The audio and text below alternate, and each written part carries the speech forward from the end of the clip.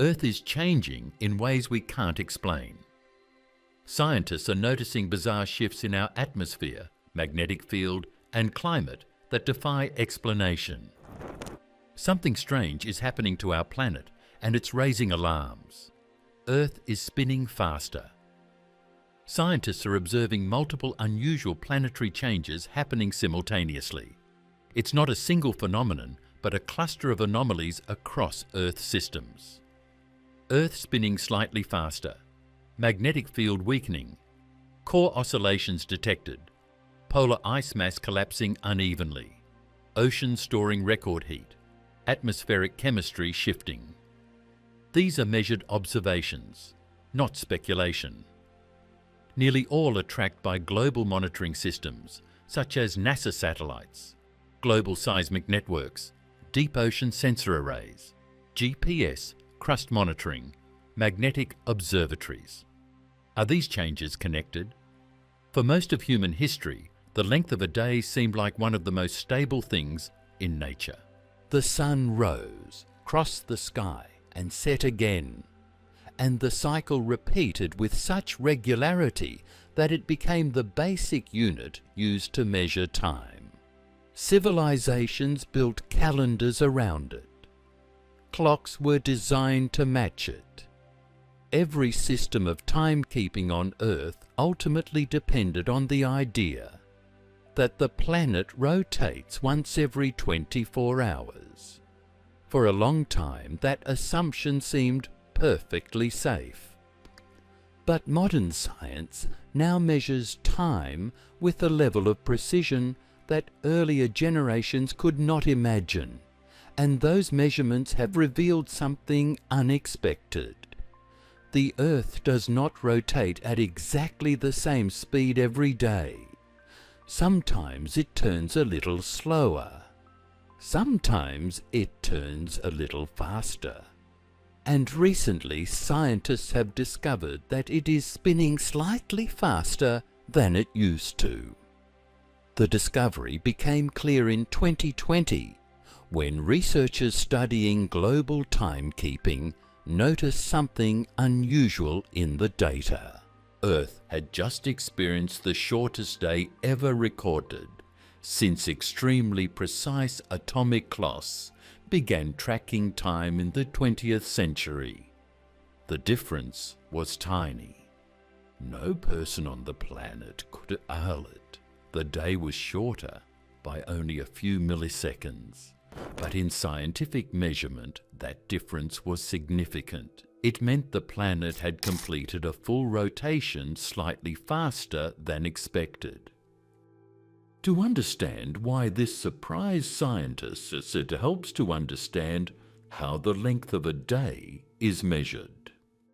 A full rotation of the Earth normally takes about 86,400 seconds. That number defines the modern 24-hour day. But the Earth does not rotate perfectly evenly. Small forces constantly push and pull on the planet, changing the exact speed of rotation. Because of this, scientists use two different ways to measure time. One is based on Earth's rotation, and the other is based on atomic clocks. Atomic clocks are among the most precise instruments ever created. Instead of using the movement of gears or the swing of a pendulum, they measure the vibrations of atoms. In most atomic clocks, scientists use atoms of the element cesium. These atoms vibrate at a very stable frequency when they move between energy states. By counting those vibrations, scientists can measure time with extraordinary accuracy. The official international definition of a second is based on the number of vibrations in a cesium atom. This means atomic time does not depend on the movement of Earth at all. It is completely stable. Earth's rotation, on the other hand, is not perfectly stable. Scientists measure it by tracking the position of distant stars, satellites, and signals from space. When Earth completes one full turn relative to these fixed points in the sky, a day has passed according to the planet's rotation. When scientists compare this rotation time to atomic time, they can see if Earth is spinning slightly faster or slower. For most of modern history, the trend has been clear. Earth's rotation has been gradually slowing down. This slowdown happens mainly because of the Moon. The Moon pulls on Earth through gravity, creating tides in the oceans. As the oceans move, they create friction against the ocean floor and the continents. This friction slowly steals energy from Earth's rotation. Over millions of years, it causes the planet to spin more slowly. Geological evidence shows that hundreds of millions of years ago, a day on Earth was much shorter than it is today. Ancient coral fossils reveal daily growth patterns that indicate there were once more than 400 days in a single year. That means each day was shorter than 24 hours. Over time, the rotation slowed and the days grew longer. Because of this long-term slowdown, scientists expected Earth's rotation to continue, becoming gradually slower. And for many decades, that is exactly what the measurements showed. Earth sometimes sped up or slowed down slightly from year to year, but the overall trend was a gradual decrease in rotation speed. That is why the discovery in 2020 caught attention. Instead of slowing down, Earth had suddenly produced the shortest day ever measured in the era of atomic clocks. On July 19, 2020, Earth completed its rotation about 1.05 milliseconds faster than the standard length of a day. That difference may sound extremely small, but it was enough to break the previous record. More surprising was what happened afterward. In the years that followed, several other days also turned out to be shorter than expected. During 2021, 2022, and 2023, scientists continued to record unusually fast rotations. The planet appeared to be spinning slightly faster than it had in previous decades. This discovery immediately raised questions among researchers who study Earth's rotation. The first step was to make sure the measurements were correct. Timekeeping laboratories around the world maintain networks of atomic clocks that constantly compare their readings. These clocks are synchronized using signals transmitted between laboratories and satellites. If one clock drifts even slightly, it can be corrected by comparing it with the others. Because of this global network, scientists can measure the length of a day with extreme precision. The shortened days recorded after 2020 were confirmed by multiple independent systems. The measurements were real. The next question was how this change might affect the global timekeeping system. Because Earth's rotation is not perfectly stable, the time measured by atomic clocks gradually drifts away from the time based on the position of the sun in the sky. To keep these two systems aligned, scientists occasionally add a leap second to the official time scale used around the world. A leap second is an extra second inserted into the clock. so that atomic time stays synchronized with Earth's rotation. These adjustments are rare, but they have been used several times since the 1970s. Normally, leap seconds are added when Earth's rotation slows down and the day becomes slightly longer. The extra second corrects the difference between atomic time and solar time. But if Earth continues to spin faster, scientists may face a situation that has never happened before.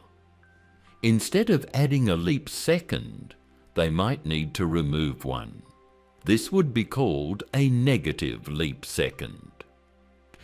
No negative leap second has ever been used in global timekeeping, and many computer systems around the world were never designed to handle it. This possibility has created discussions among scientists and engineers who manage global time standards. Removing a second from the official clock sounds simple, but modern technology relies heavily on precise time signals. Financial markets, communication networks, satellite navigation systems, and power grids all depend on synchronized clocks. Even a tiny error in timing can cause problems in these systems. Because of this, researchers are watching Earth's rotation carefully to see if the trend toward faster days continues. The next challenge is understanding why Earth might be spinning slightly faster. A planet the size of Earth does not suddenly change its rotation speed without a reason. The speed of rotation depends on how mass is distributed inside and on the surface of the planet. When mass moves closer to the axis of rotation, the planet spins faster, just as a spinning ice skater rotates faster when pulling their arms inward. When mass moves farther from the axis, the rotation slows. Scientists are now studying several possible causes that might explain the recent changes in Earth's rotation. One possibility involves the movement of Earth's core. Deep beneath the surface, the planet contains a solid inner core surrounded by a layer of molten metal called the outer core. This liquid metal slowly moves and circulates because of heat rising from deeper layers. The motion of this liquid metal also generates Earth's magnetic field. If the flow patterns inside the core change, they can slightly shift the distribution of mass inside the planet. Even a small shift in the enormous mass of the core could influence the speed of Earth's rotation. Another possible factor is the redistribution of mass on the surface of the planet as glaciers melt. Large ice sheets store enormous amounts of frozen water. When that ice melts, the water flows into the oceans and spreads across the planet. This changes how mass is distributed across Earth's surface. Some scientists think this process might affect rotation in subtle ways. When ice melts near the poles and the water spreads toward lower latitudes, it can slightly change the planet's moment of inertia, which is the measure of how mass is distributed relative to the axis of rotation. Atmospheric circulation may also play a role. Earth's atmosphere is constantly moving as winds carry huge masses of air around the planet. Large changes in wind patterns can transfer angular momentum between the atmosphere and the solid Earth. In simple terms, The atmosphere can slightly push or pull on the surface of the planet as it moves. Seasonal wind patterns, major storms, and long-term climate shifts can all influence this exchange of momentum. The oceans can have a similar effect. Massive currents move enormous volumes of water through the world seas. These currents are driven by differences in temperature, salinity, and wind patterns. When the speed or direction of ocean currents changes, the movement of water can also transfer small amounts of momentum to the planet's crust. Over time, these changes can slightly alter the rotation rate. Large earthquakes are another possible contributor. When a powerful earthquake occurs, huge sections of Earth's crust suddenly shift position. This movement can redistribute mass and change the planet's rotation by a tiny amount. Scientists have calculated that major earthquakes in the past have shortened the length of a day by fractions of a microsecond. These changes are extremely small, but they demonstrate that geological activity can influence rotation. Each of these factors may play a role, but none of them alone fully explains the recent pattern of shorter days. That is why researchers believe the answer may involve a combination of effects happening at the same time. Changes inside the core, movement of water from melting ice, shifts in atmospheric circulation, and variations in ocean currents may all be interacting to produce the small but measurable increase in Earth's rotation speed. The key idea connecting these possibilities is the distribution of mass within the planet. Earth is not a rigid object. Its interior is constantly moving. Its oceans are shifting, and its atmosphere is flowing around the globe. When large amounts of mass move even slightly closer to or farther from the axis of rotation, the speed of the planet can change. Because Earth is so massive, the effects are extremely small. But modern instruments are sensitive enough to detect them. This doesn't mean that the planet is suddenly becoming unstable because Earth is now spinning slightly faster.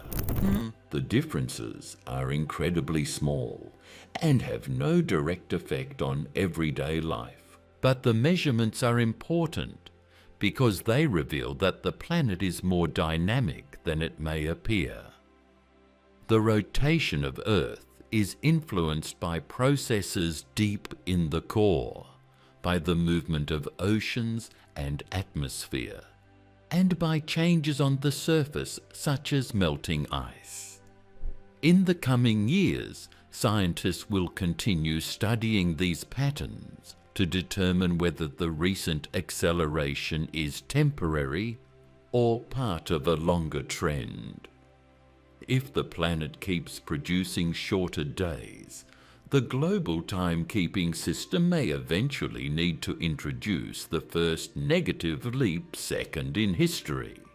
If the trend reverses, Earth may return to its usual pattern of gradually slowing rotation.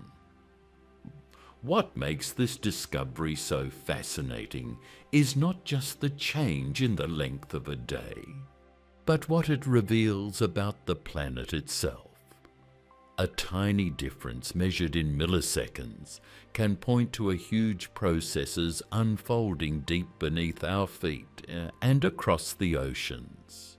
The rotation of Earth, once thought to be almost perfectly steady, is actually connected to the movement of the entire planet. And those movements are still being studied, measured, and slowly understood by scientists around the world. The planet's core is moving in unexpected ways. Far beneath the surface of our planet, deeper than any drill has ever reached, lies a region that no human has ever seen directly. The deepest hole ever drilled into the Earth, the Kola super deep borehole in Russia, reached about 12 kilometers below the surface before the project stopped. That sounds deep, but compared to the full size of the planet, it barely scratched the surface. The center of Earth is more than 6,000 kilometers below our feet.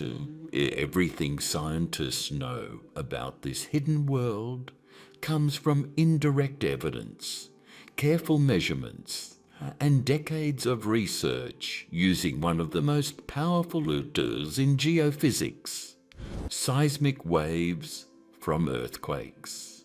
To understand what scientists have recently discovered about Earth's core, it helps to first understand how the inside of the planet is structured.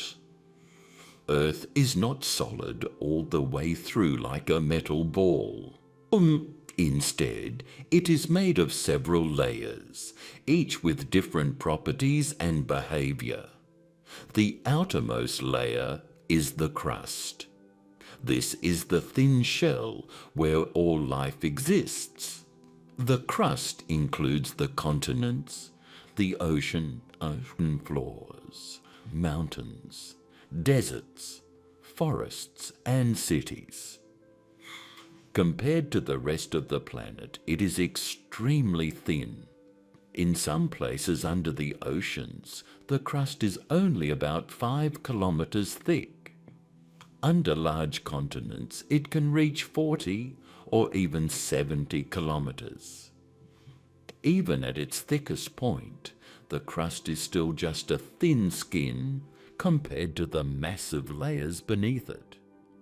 Below the crust lies the mantle, which is by far the largest part of the Earth.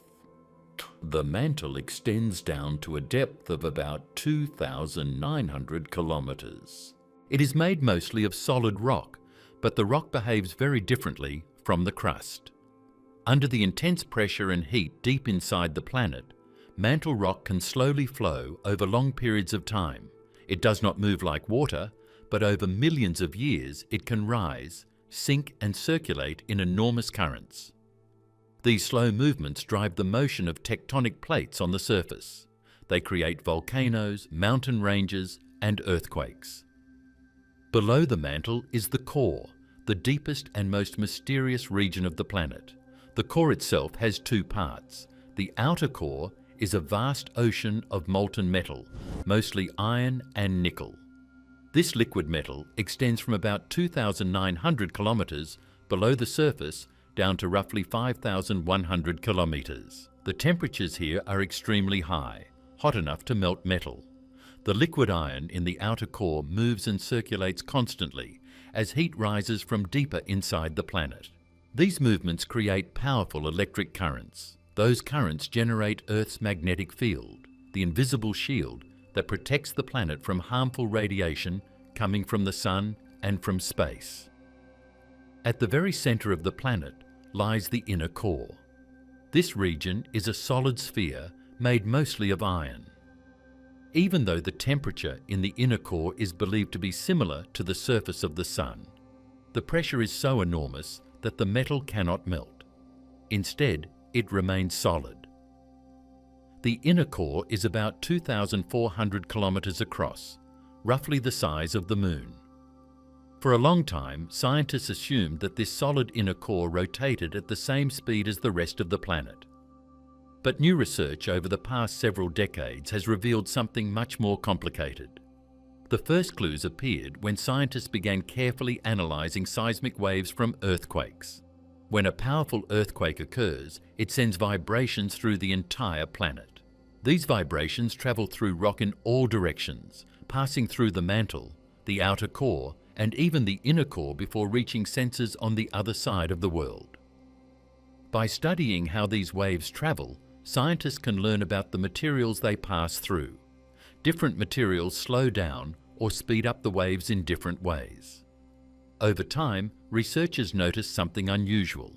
When certain seismic waves passed through the inner core, they sometimes arrived at monitoring stations slightly earlier or later than expected. The differences were extremely small, but they were consistent enough to attract attention. Some scientists began to suspect that the inner core might not be rotating at exactly the same speed as the surface of the Earth. In the 1990s, researchers proposed that the inner core might actually rotate slightly faster than the rest of the planet. This idea became known as super-rotation. According to this theory, the inner core slowly turns ahead of the mantle and crust by a small amount each year. The difference was believed to be only a fraction of a degree annually, but over many years, it could produce measurable effects in seismic data. For a while, this explanation seemed to fit the observations, but as more data accumulated, scientists began noticing patterns that did not match a simple model of constant faster rotation. Some earthquake signals suggested the core's movement might be changing over time. Instead of rotating steadily ahead of the planet, the inner core might be speeding up, slowing down, or even reversing direction relative to the surface. A major step forward came when researchers began studying pairs of earthquakes that occurred in nearly the same location many years apart. These are known as repeating earthquakes. Because the location and path of the seismic waves are nearly identical, scientists can compare the signals very precisely. If the structure inside the Earth changes between the two events, the travel time of the waves will also change. By analysing repeating earthquakes recorded over several decades, researchers were able to track subtle changes in how waves move through the inner core. What they found was surprising. The data suggested that the inner core did not rotate at a constant speed relative to the surface. Instead, its rotation appeared to change over time. In studies published in recent years, scientists proposed that the inner core's rotation may have slowed down around the year 2009. Some data even suggested that it may have stopped rotating faster than the surface and begun moving in the opposite direction relative to the mantle. This does not mean the core suddenly started spinning backward like a reversed motor. Instead, it means that relative to the rest of the planet, the inner core may now be rotating slightly slower. The idea that the center of Earth could change its rotation like this may sound strange, but it becomes easier to understand when considering the forces acting deep inside the planet. The inner core is surrounded by the liquid outer core. The flow of molten metal in this layer creates complex forces and magnetic interactions. These forces can push and pull on the solid inner core, causing it to shift its motion slightly over long periods of time. Scientists believe the inner core may actually oscillate, meaning its rotation speed slowly increases and decreases over decades. In this model, the inner core rotates slightly faster than the surface for many years, then gradually slows down, aligns with the surface rotation, and eventually moves slightly slower before speeding up again. The entire cycle may take several decades. The research suggesting that a change happened around 2009 fits with this oscillation idea. According to some models, the inner core had been rotating slightly faster than the rest of the planet for several decades before gradually slowing. Around 2009, the relative motion may have reached a turning point, causing the core to begin moving slightly slower relative to the mantle and crust. This discovery has generated intense interest among geophysicists because the behavior of the inner core is closely connected to many other processes inside the planet. One of the most important is the magnetic field. The outer core produces the magnetic field through the movement of liquid metal.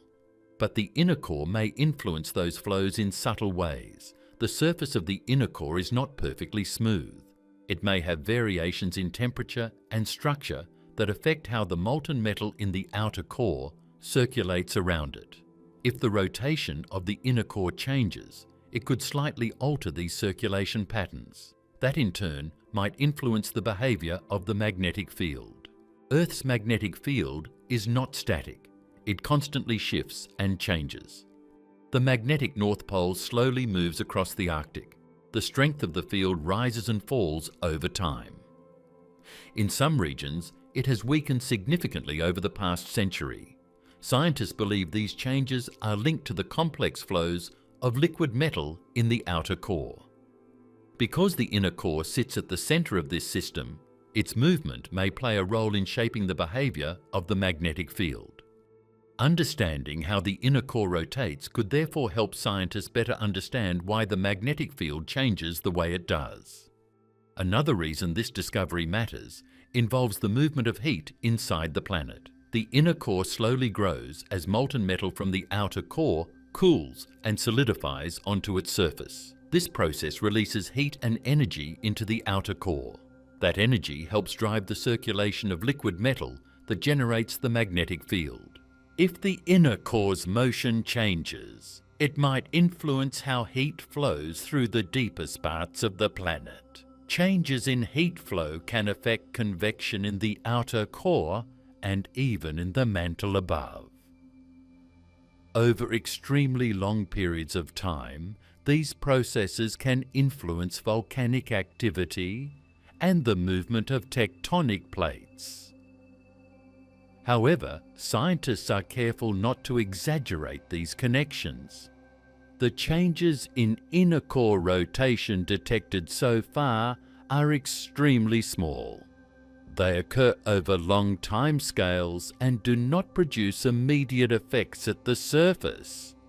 People on Earth cannot feel the core shifting deep below. The discovery is important, not because it signals danger, but because it reveals that the planet's interior is more dynamic than once believed. Studying the inner core is incredibly challenging because it is so far beyond our reach. Researchers cannot send probes there or take direct samples. Every piece of information must come from interpreting seismic waves and other indirect signals. This makes the work complex and sometimes controversial. Different research groups may analyze the same data and reach slightly different conclusions.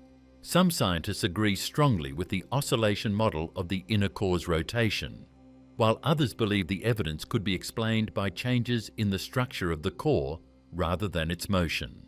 For example, if the composition or texture of the inner core changes over time, it could also alter the speed of seismic waves passing through it. This might create signals that look similar to changes in rotation.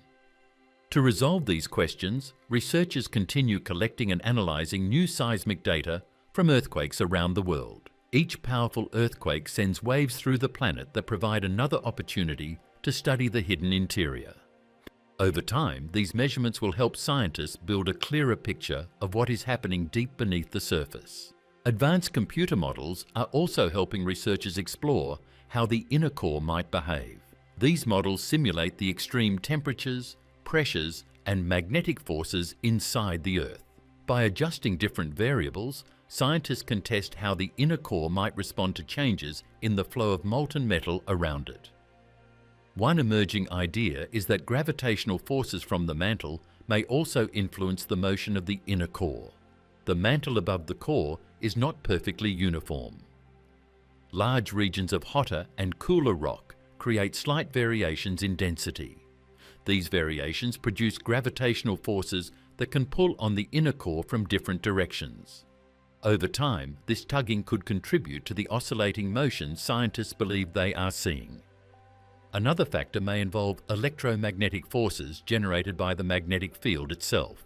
Because the outer core contains electrically conductive liquid metal, the magnetic field can interact with the motion of that metal to produce forces.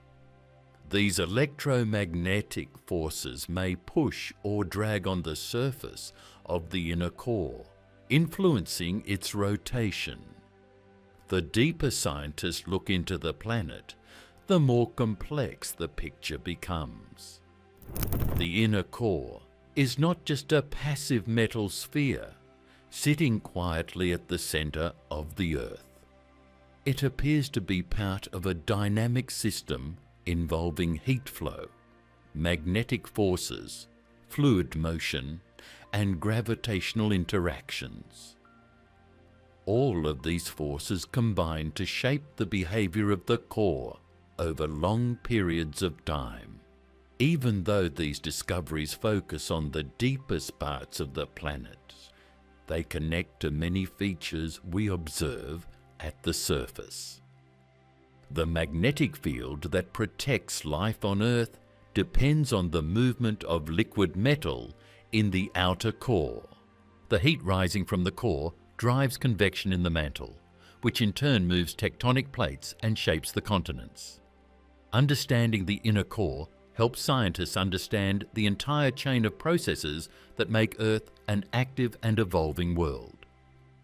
The idea that the center of the planet may speed up and slow down over decades also changes how scientists think about the stability of Earth's rotation.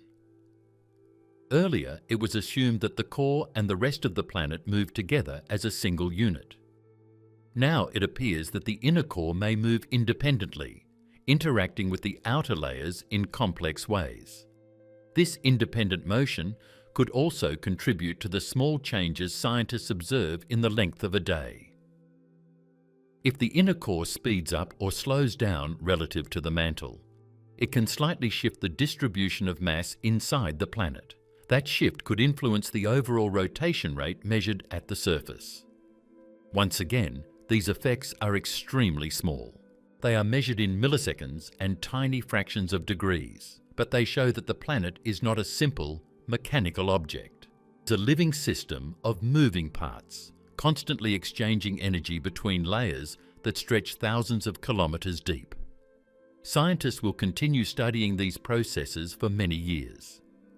Each new earthquake, each new seismic recording, and each new model adds another piece to the puzzle. Slowly, the hidden world beneath our feet is becoming clearer. What makes this research so fascinating is that it reveals how much of Earth remains mysterious. Even though humans have explored the surface of the planet in detail and sent spacecraft across the solar system, the deepest parts of our own world are still largely unknown. The discovery that the inner core may change its rotation over time is a reminder that the Earth is still full of surprises. Deep below the continents and oceans, far beyond the reach of any machine, a solid sphere of iron may be slowly shifting its motion, interacting with rivers of molten metal that generate the magnetic shield around the planet. Those movements unfold over decades, hidden from view, yet detectable through faint vibrations traveling through the rock. The center of Earth is not still. It is moving, adjusting, and interacting with the rest of the planet in ways that researchers are only now starting to unravel. Earth's magnetic shield is changing. High above the surface of Earth, far beyond the clouds and the atmosphere, there is an invisible shield surrounding the planet. This shield cannot be seen with human eyes, but it is one of the most important features that makes life possible on Earth. It stretches tens of thousands of kilometers into space and constantly interacts with the powerful stream of charged particles coming from the Sun. Scientists call this protective barrier the magnetosphere, and it exists because deep inside the planet, a vast ocean of molten metal is constantly moving. At the center of Earth, the liquid outer core is made mostly of iron and nickel, heated to incredible temperatures. This metal does not sit still. It flows and swirls slowly because of heat rising from the inner core. When electrically conductive liquid metal moves like this, it creates electric currents. Those currents generate a magnetic field that spreads outward from the planet.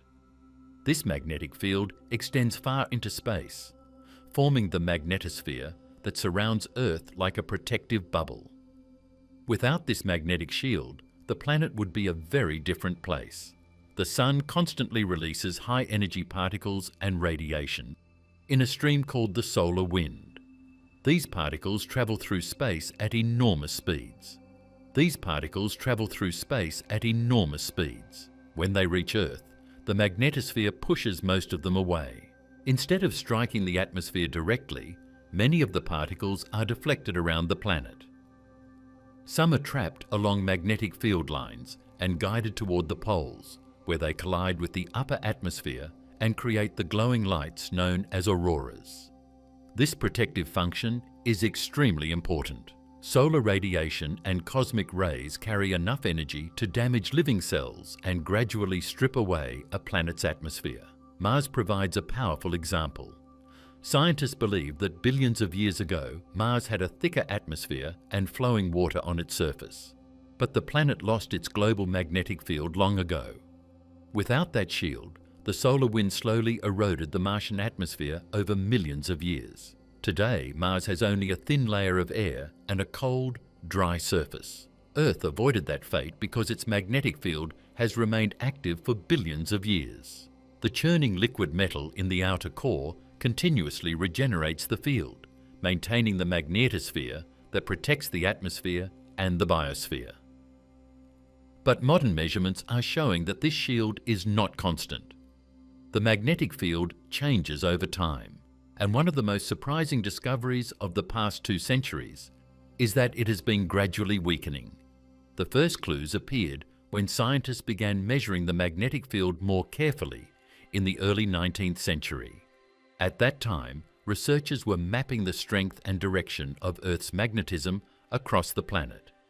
They used instruments called magnetometers to detect tiny variations in the field. These early measurements allowed scientists to track how the field changed from place to place. Over many decades, researchers noticed something interesting. The overall strength of Earth's magnetic field seemed to be slowly declining. At first, the change was small and difficult to confirm. But as measurement techniques improved and more data accumulated, the pattern became clearer.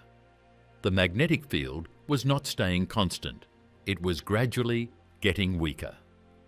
Modern studies using satellite data and ground observatories now show that the field has lost roughly 9% of its global strength since the 19th century.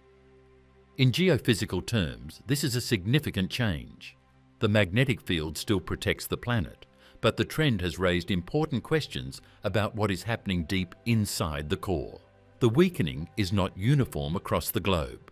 Some regions show stronger declines than others. One area in particular has attracted intense attention from scientists because the magnetic field there is dramatically weaker than anywhere else on Earth. This region is known as the South Atlantic Anomaly. The South Atlantic Anomaly stretches across a large portion of South America and the South Atlantic Ocean. In this region, the magnetic field dips unusually close to the surface of the planet, creating a zone where the protective shield is thinner than normal. As a result, energetic particles trapped in Earth's radiation belts can come much closer to satellites orbiting the planet. Spacecraft that pass through this region often experience unusual problems. Satellites traveling through the anomaly encounter higher levels of radiation than they would anywhere else at similar altitudes. The energetic particles can interfere with electronic systems on board the spacecraft. Engineers have observed computers resetting unexpectedly, sensors malfunctioning, and delicate instruments experiencing damage when satellites cross the anomaly. Because of these effects, many space agencies design spacecraft systems to temporarily shut down certain sensitive instruments when they pass through the region. The goal is to protect equipment from radiation bursts that could disrupt operations. Astronauts aboard the International Space Station also receive slightly higher radiation exposure when their orbit carries them through this part of space. What makes the South Atlantic Anomaly especially interesting is that it appears to be growing and evolving. Satellite measurements show that the weak region has been expanding over time. Even more intriguing, the anomaly is not a single simple area anymore. In recent years, scientists have observed it beginning to split into two separate zones of low magnetic strength. The formation of these two lobes suggests that the processes creating the anomaly are complex. Researchers believe the cause lies deep inside the liquid outer core, where flows of molten iron generate the magnetic field. These flows are not smooth and stable. They behave more like a constantly shifting system of currents, turbulence, and circulation patterns. As the molten metal moves, it creates regions where magnetic forces strengthen or weaken. Over time, these regions shift across the planet. When a large patch of reversed or weakened magnetic flow forms inside the core, it can weaken the magnetic field at the surface directly above it. The South Atlantic anomaly is believed to be caused by such a patch deep beneath the Atlantic region. Seismic studies and computer models suggest that unusual magnetic structures exist near the boundary between the outer core and the mantle beneath Africa and the South Atlantic. These structures may interfere with the normal flow of magnetic field lines, causing the field above the region to weaken. The exact details are still being studied, but the overall picture is becoming clearer. The magnetic field generated in the core is not perfectly stable. It shifts and changes as the molten metal moves. Over long periods of time, these changes can create regions where the field becomes weaker at the surface. One reason scientists watch the South Atlantic anomaly so closely is because it may provide clues about a much larger process that has happened many times in Earth's history. This process is known as a geomagnetic reversal. A geomagnetic reversal occurs when Earth's magnetic poles switch places. During such an event, the magnetic North Pole becomes the South Pole, and the South Pole becomes the North Pole. Geological evidence shows that these reversals have happened many times over millions of years. Scientists discovered this pattern by studying ancient rocks on the ocean floor. When molten rock rises from deep within the Earth at mid-ocean ridges, it cools and solidifies into new crust. As the rock cools, tiny magnetic minerals inside it align with the direction of Earth's magnetic field at that moment. Once the rock hardens, those minerals lock in place, preserving a record of the field's direction. When researchers mapped the magnetic patterns in ocean crust, they found stripes of rock with alternating magnetic orientations. These stripes run parallel to mid-ocean ridges, like a giant barcode across the sea floor. The pattern shows that the magnetic field has flipped many times during Earth's history. The most recent full geomagnetic reversal happened about 780,000 years ago. This event is known as the Brunhes-Matsushima reversal. Since then, the magnetic field has remained in its current orientation, with the North Magnetic Pole located in the Arctic region. Although reversals sound dramatic, they do not happen suddenly.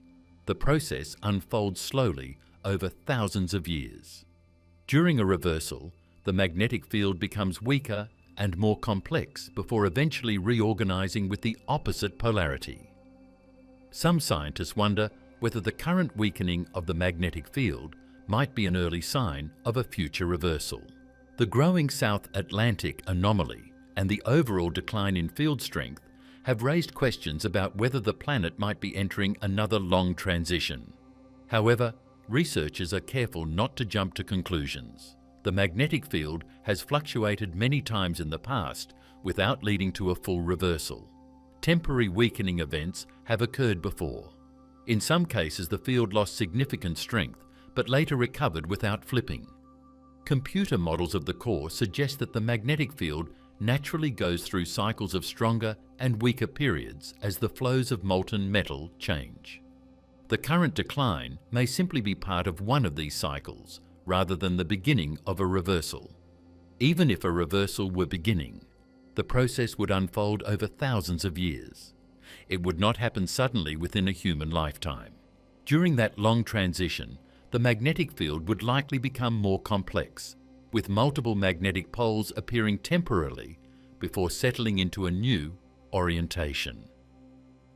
Scientists continue monitoring the field using satellites such as the European Space Agency's SWARM mission. These satellites carry extremely sensitive magnetometers that map the strength and direction of Earth's magnetic field with great precision. By studying how the field changes year after year, researchers can track the movement of magnetic structures deep inside the core. Ground-based observatories around the world also contribute to this effort. These stations measure tiny changes in the magnetic field every day. Combined with satellite data, they provide a detailed picture of how Earth's magnetic shield evolves over time. Understanding these changes is important not only for science, but also for technology. Many modern systems rely on accurate knowledge of Earth's magnetic field.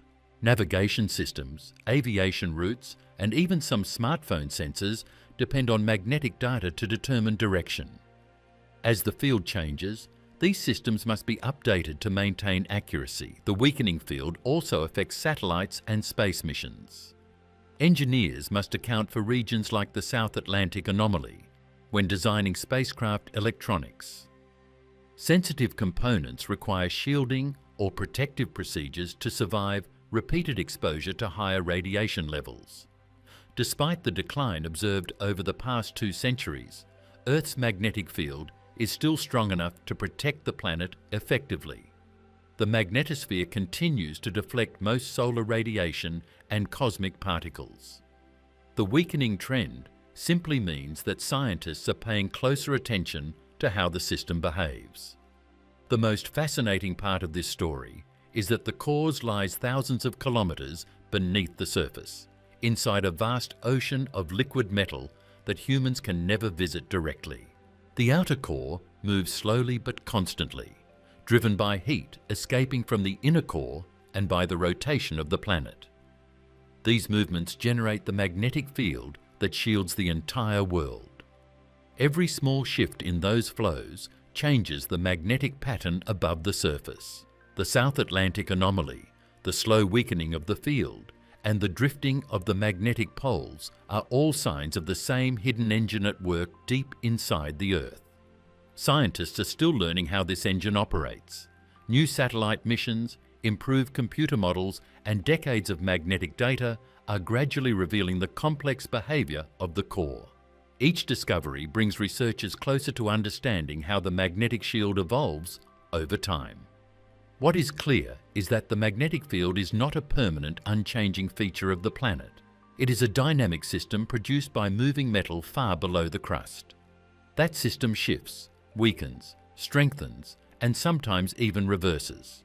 For the moment, the magnetic field continues to perform its protective role, guiding charged particles away from the atmosphere and allowing life to thrive on the surface.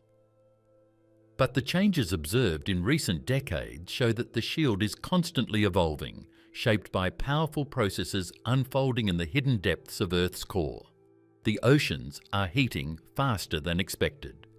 From space, Earth looks like a blue world. More than 70% of the planet's surface is covered by water. These vast oceans are not just passive bodies of water sitting on the surface of the planet. They are one of the most powerful climate regulators on Earth. They absorb heat, move energy around the globe through massive currents, shape weather patterns, and store enormous amounts of thermal energy. For decades, scientists have known that the oceans act as a giant heat buffer for the planet. But recent measurements show something that is beginning to worry researchers around the world. The oceans are warming faster than expected, and the heat is not just staying near the surface. It is penetrating deeper into the ocean than scientists once believed possible. When Earth's climate warms, not all of that heat remains in the atmosphere. In fact, the atmosphere holds only a small fraction of the extra heat added to the climate system. The oceans absorb the overwhelming majority of it. Scientific studies show that more than 90% of the excess heat trapped by greenhouse gases ends up in the ocean. Water has a very high heat capacity, which means it can store large amounts of energy without changing temperature rapidly. Because of this property, the oceans act like a massive thermal sponge, soaking up heat that would otherwise warm the atmosphere even more quickly. For a long time, this ability of the oceans helped slow the pace of atmospheric warming. But it also means that the oceans themselves are steadily accumulating energy. Over decades, this stored heat builds up and spreads through the water column. Scientists track this accumulation using several independent monitoring systems, and nearly all of them are showing the same pattern. Ocean heat content is rising, and it has been breaking records year after year. Ocean heat content is a measurement scientists use to describe the total amount of thermal energy stored in the ocean. It is not just the temperature at the surface. Instead, it measures how much heat exists throughout different depths of water across the entire planet. Even a small increase in average ocean temperature represents a massive increase in total energy because the oceans contain such a huge volume of water. Modern measurements show that the total heat stored in the oceans has increased dramatically over the past few decades. The trend is not slowing down. In fact, each year in recent records has surpassed the previous one. The oceans today contain more heat than at any point since modern measurements began. Tracking this change across the entire planet requires a global network of instruments. One of the most important systems used today is the Argo float network. Argo is a fleet of robotic instruments drifting through the world's oceans. More than 3,900 floats are currently operating across nearly every major ocean basin. These devices move slowly with ocean currents while collecting detailed measurements of the water around them. Each Argo float follows a repeating cycle. The float begins at the ocean surface and then slowly sinks down to a depth of about 1,000 meters. It drifts at that depth for several days, carried by ocean currents. After that, it sinks even deeper, reaching roughly 2,000 meters below the surface. Then it begins to rise back upward. As it ascends, the float measures the temperature and salinity of the water at different depths. Once it reaches the surface again, it sends the collected data to satellites orbiting above Earth. After transmitting the data, the float repeats the entire cycle again. Each float performs this process every 10 days or so, building a continuous profile of the ocean's internal structure. With thousands of floats scattered around the globe, scientists now have an unprecedented view of how heat moves through the oceans. Before the Argo system existed, measurements of ocean temperatures were far more limited. Data came mostly from research ships, buoys, and occasional deep-water probes. These methods provided valuable information, but they could not cover the entire planet consistently. Large areas of the ocean were rarely measured. The Argo network changed that completely, creating a global observing system capable of monitoring the oceans in near real time. Satellite technology provides another crucial piece of the puzzle. Satellites cannot directly measure temperature deep in the ocean, but they can observe the height of the sea surface with remarkable precision using radar altimetry. As the ocean warms, water expands slightly. This expansion causes sea level to rise even without adding extra water from melting ice. By measuring tiny changes in sea surface height across the planet, satellites can help estimate how much heat is accumulating in the upper layers of the ocean. Deep ocean probes and specialized research missions add yet another layer of information. Some instruments are designed to reach depths far below the standard Argo floats. These deep probes can measure temperatures several kilometers beneath the surface, helping scientists understand how heat spreads into the deepest parts of the ocean. Together, these systems reveal a consistent and concerning trend. The oceans are absorbing enormous amounts of heat, and the warming is not limited to the upper few hundred meters. In many regions, heat is now penetrating into deeper layers, that were once thought to remain relatively stable. This deeper warming is one of the most important discoveries in modern climate science. Earlier models often assumed that most heat would remain concentrated near the surface of the ocean, where sunlight and atmospheric warming have the strongest effect. But observations show that ocean currents and mixing processes are transporting heat downward into deeper layers. When warm surface water sinks or mixes with colder water below, the heat travels with it. Over time, this process spreads thermal energy through large portions of the ocean interior. Because deep water circulates very slowly, heat stored at these depths can remain trapped for decades or even centuries. This long-term storage has major implications. It means that even if atmospheric warming slowed or stopped, the oceans would continue releasing stored heat back into the climate system for many years. In other words, the oceans are acting as a vast reservoir of energy that influences the planet's future climate. One of the most visible consequences of warming oceans is the acceleration of ice melt in polar regions. Warmer water circulating near the edges of glaciers and ice shelves can melt ice from below. This process is especially important in Antarctica and Greenland, where large ice formations extend into the ocean. When warm currents reach these ice shelves, they can erode the base of the ice, causing large sections to weaken and eventually break away. This type of melting contributes to rising sea levels. Ice that melts directly in the ocean does not raise sea level by itself, but when glaciers on land slide into the ocean and melt, they add new water to the system. Warmer ocean temperatures also cause seawater itself to expand, which further increases global sea levels. Another consequence of ocean warming involves storms. Hurricanes and tropical cyclones draw their energy from warm ocean water.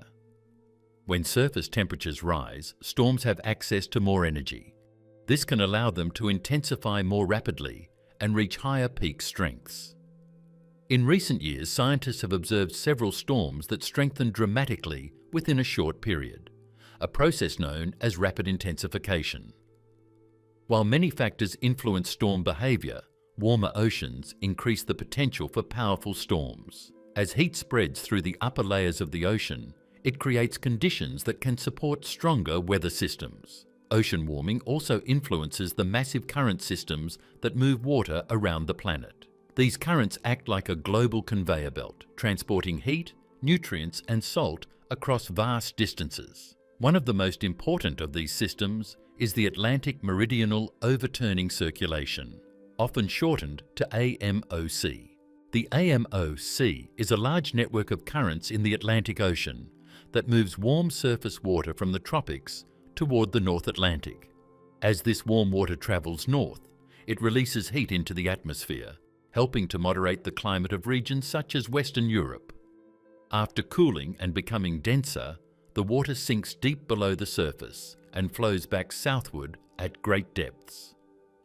This circulation system plays a major role in distributing heat across the planet, but its strength depends on a delicate balance between temperature and salinity. When surface water becomes cold and salty enough, it sinks and drives the deep return flow that keeps the circulation moving. Changes in ocean temperature and freshwater input can disrupt this balance. Melting ice from Greenland and increased rainfall in the North Atlantic add fresh water to the ocean surface. Fresh water is less dense than salty seawater, which makes it harder for surface water to sink. If too much fresh water accumulates, the sinking process that drives the AMOC could weaken. Some measurements suggest that the AMOC may already be slowing slightly compared to earlier decades. Researchers are studying this carefully because changes in this system could have major effects on regional climates. A weaker AMOC might reduce the flow of warm water toward Europe, potentially cooling parts of the North Atlantic region even while the rest of the planet warms. At the same time, shifts in ocean circulation could influence weather patterns, rainfall distribution, and marine ecosystems across the Atlantic basin. However, scientists are still working to determine exactly how the system is changing and how much of the observed variation is part of natural cycles versus long-term trends. The oceans are incredibly complex systems.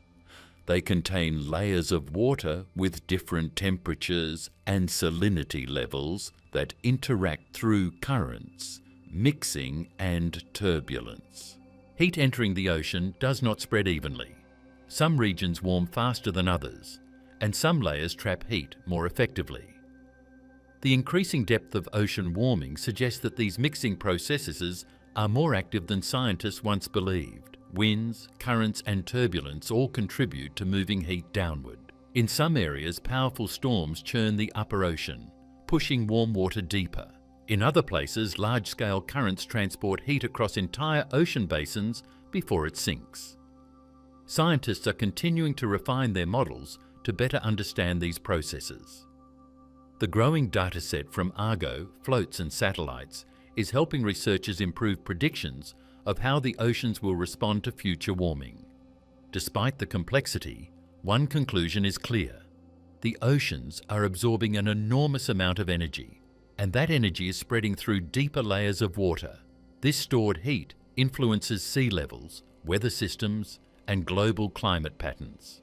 The vast blue oceans that appear calm from space are actually dynamic reservoirs of energy, constantly moving heat around the planet. Measurements from thousands of robotic floats drifting through the water now reveal how rapidly that energy is building. Understanding this hidden warming is one of the most important challenges in modern climate science. The oceans shape the planet's climate more than any other single component of the Earth system. Polar ice is melting unevenly. For most of human history, the massive ice sheets covering the polar regions appeared timeless and stable.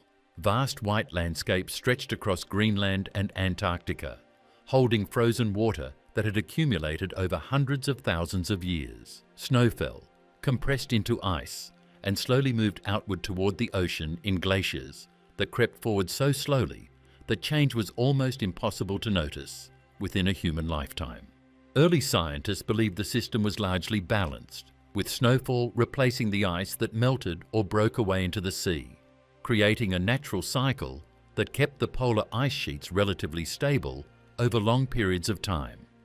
That assumption began to change in the late 20th century when new technologies allowed researchers to observe the poles with much greater precision, revealing patterns of ice loss that were far more complex and uneven than anyone expected. Modern satellite instruments, aircraft surveys, and ground-based measurements now allow scientists to track the thickness, movement, and mass of ice sheets across entire continents.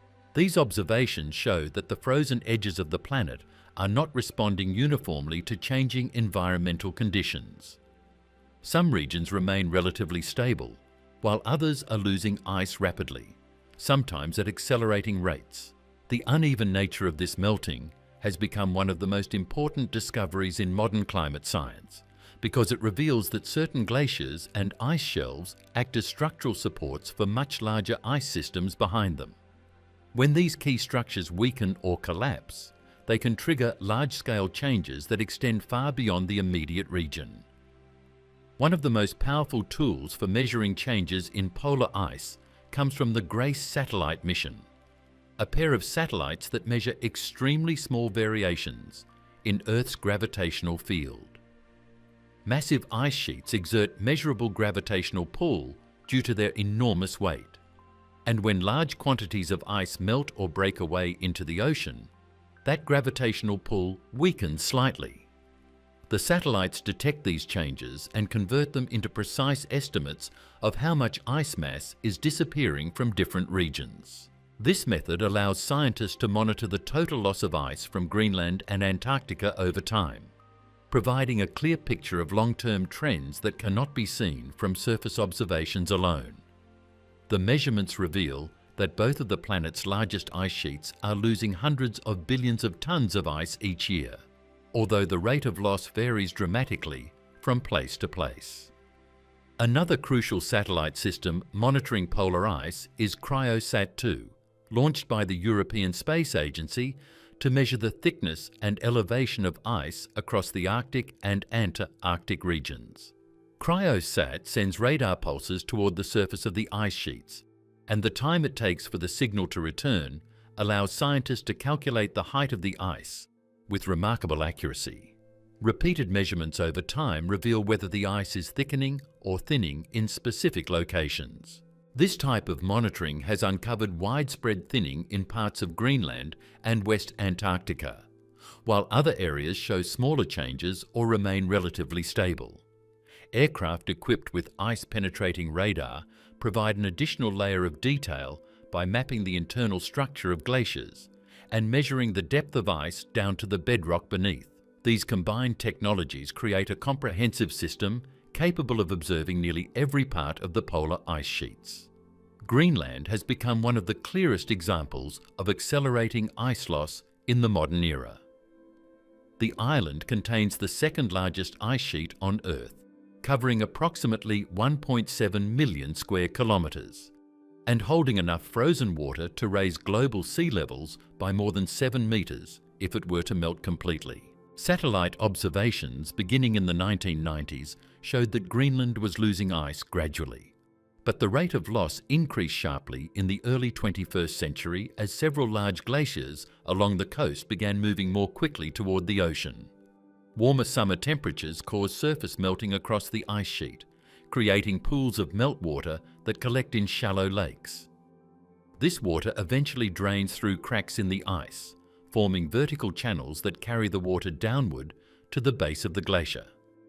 Once there, the water acts as a lubricant between the ice and the rock beneath, reducing friction and allowing the glacier to slide more rapidly toward the sea. This process accelerates the movement of ice from the interior of the ice sheet toward the coastline, where large sections can break away and form icebergs in a process known as calving. The pattern of melting across Greenland is not uniform, and this uneven distribution of ice loss has become a key area of research. Western Greenland currently experiences some of the fastest rates of glacier retreat, while other parts of the island remain relatively stable. Ocean temperatures appear to play a significant role in this difference, because warm water circulating through coastal fjords can reach the base of marine terminating glaciers and melt them from below. When the base of a glacier melts, the ice above becomes thinner and weaker, making it easier for large pieces to break off and drift into the ocean. These changes have transformed certain glaciers into some of the fastest moving ice streams on the planet, carrying massive volumes of ice from the interior of Greenland toward the sea each year. Antarctica presents a different but equally complex situation. The continent holds nearly 90% of the world's freshwater ice, making it by far the largest frozen reservoir on Earth. Much of Antarctica remains extremely cold, and large regions of the continent show relatively small changes in ice thickness. The most significant changes occur in areas where glaciers extend outward into the ocean and form floating platforms known as ice shelves. These shelves act as natural barriers that slow the movement of glaciers behind them by pressing against islands and underwater ridges along the coast.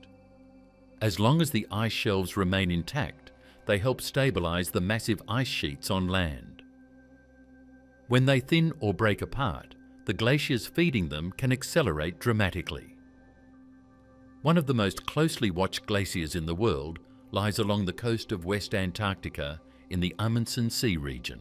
Known as Thwaites Glacier, this enormous mass of ice stretches more than 100 kilometers across and extends deep into the interior of the continent.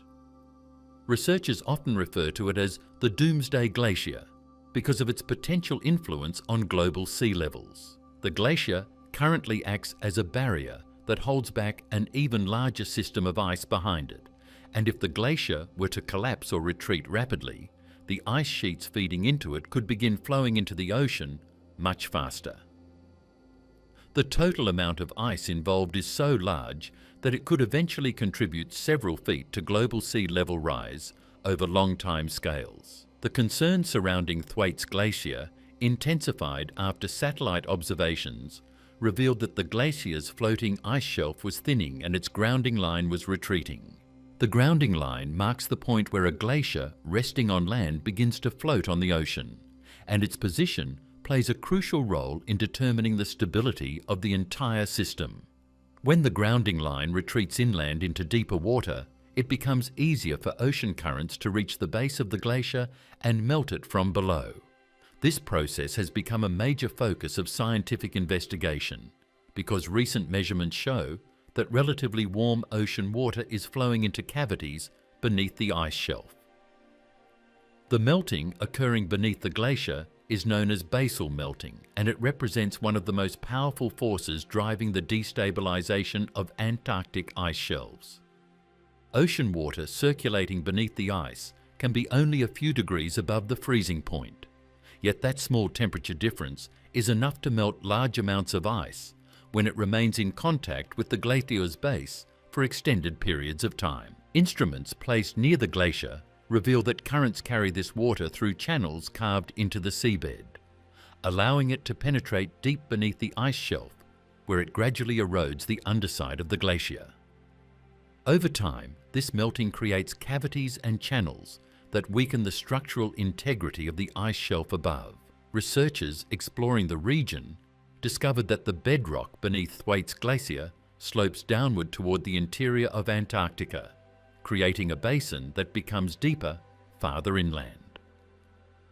This geological structure makes the glacier particularly vulnerable to a process known as marine ice sheet instability.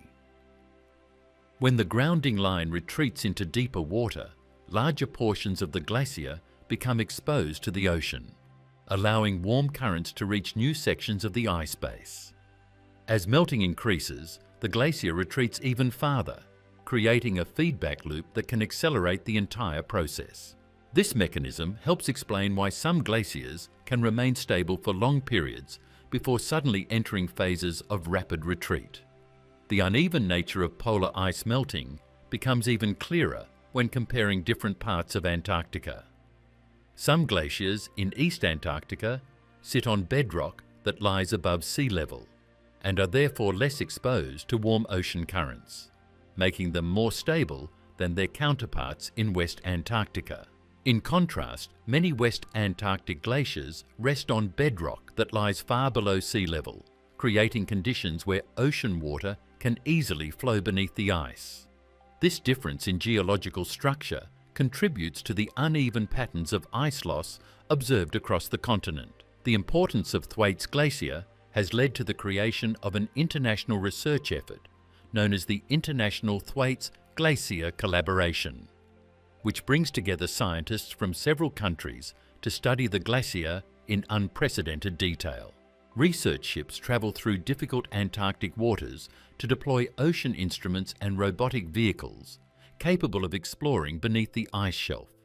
Aircraft, equipped with advanced radar systems, fly repeated surveys over the glacier to map its internal structure and track changes in thickness. These combined observations provide valuable information about how the glacier interacts with the ocean and how its structure evolves over time. One of the most striking discoveries from these missions involves the network of channels beneath the glacier that carry warm water inward. These channels act like pathways that allow ocean currents to penetrate several kilometers beneath the ice shelf, where they melt the glacier from below and create cavities that grow larger as melting continues. The presence of these channels explains why certain areas of the glacier experience much faster melting than others, contributing to the uneven pattern of ice loss across the region. The role of ice shelves in stabilizing glaciers became dramatically clear after the sudden collapse of the Larsen B ice shelf along the Antarctic Peninsula in 2002. Satellite images showed that the entire ice shelf disintegrated within a matter of weeks, breaking apart into thousands of fragments that drifted away into the ocean.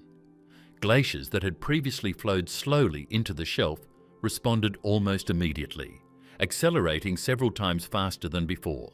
The event demonstrated how quickly glaciers can react when the structures holding them back disappear. Polar ice sheets remain enormous and powerful systems that respond slowly compared with weather patterns, yet the changes now being observed reveal that they are far from static. Greenland and Antarctica together contain enough ice to raise global sea levels by many meters, and even small shifts in the stability of key glaciers can influence how quickly that ice begins moving toward the ocean. Scientists continue monitoring these regions using satellites, aircraft surveys, ocean probes, and computer models designed to simulate the behavior of ice under different conditions. The picture emerging from these observations is clear. Ice loss across the polar regions is not occurring evenly, and certain glaciers are undergoing much more rapid changes than others. Warm ocean currents, variations in atmospheric temperature, and the geological structure of the land beneath the ice all interact to determine how individual glaciers respond. Thwaites Glacier stands as one of the most critical locations in this system because of its role as a structural barrier holding back massive volumes of ice in West Antarctica. Earth's crust is shifting in measurable ways. The ground beneath human feet often feels solid and unmoving, yet the outer layer of the planet is constantly in motion. Earth's crust is not a single unbroken shell. It is made of large pieces called tectonic plates that slowly move across the surface of the planet. These plates carry continents, oceans, mountains, and entire landscapes with them. The movement usually happens so slowly that it seems invisible during a human lifetime. But modern technology now allows scientists to measure even the smallest shifts.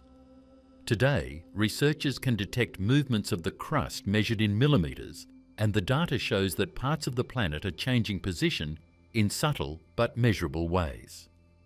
One of the most important tools used to track these changes comes from the global network connected to the Global Positioning System, commonly known as GPS.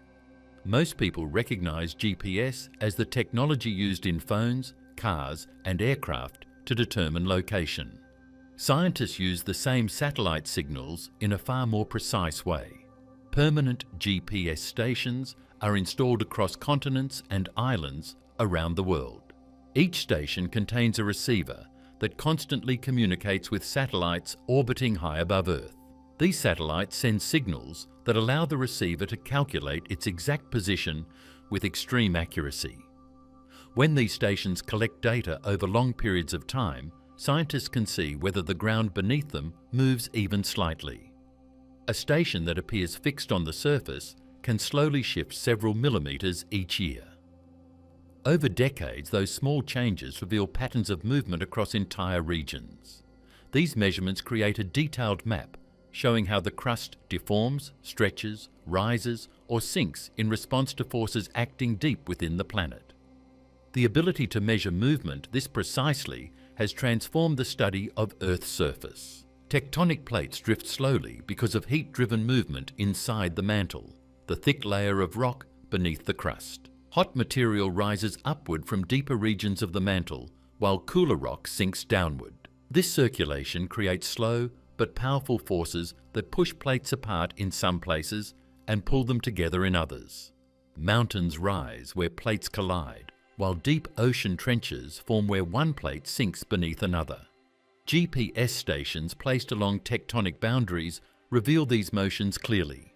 In some regions, plates move only a few millimeters each year.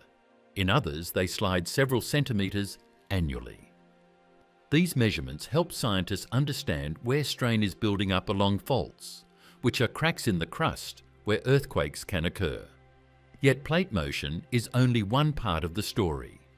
The crust also responds to changes in weight placed on top of it, and one of the largest weight changes happening on the planet today involves the melting of massive ice sheets.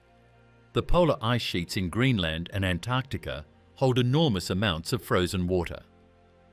Ice can be several kilometers thick in some locations, pressing down on the land beneath it with tremendous force.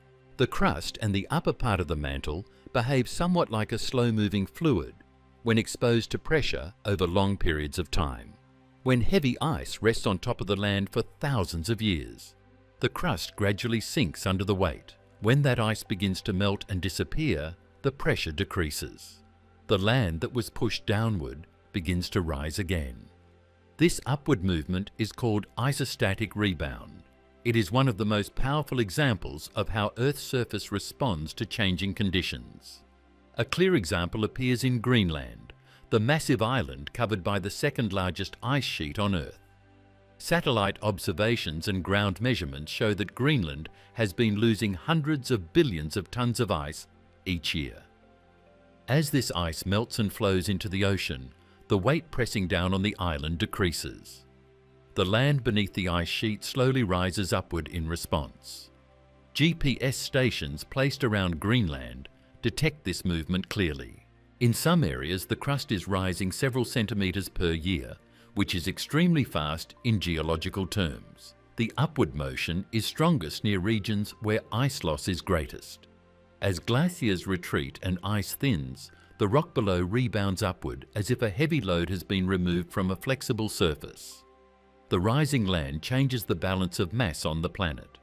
When huge amounts of ice vanish from one region and the ground beneath rises, the distribution of weight across Earth's surface shifts.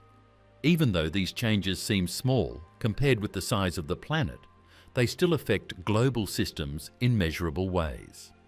One way scientists detect these mass changes comes from a pair of satellites known as the Grace Sambansamsinsamposesubsuares satellite mission. These satellites measure very small variations in Earth's gravitational field. Gravity is slightly stronger in places where more mass is concentrated and slightly weaker where mass decreases.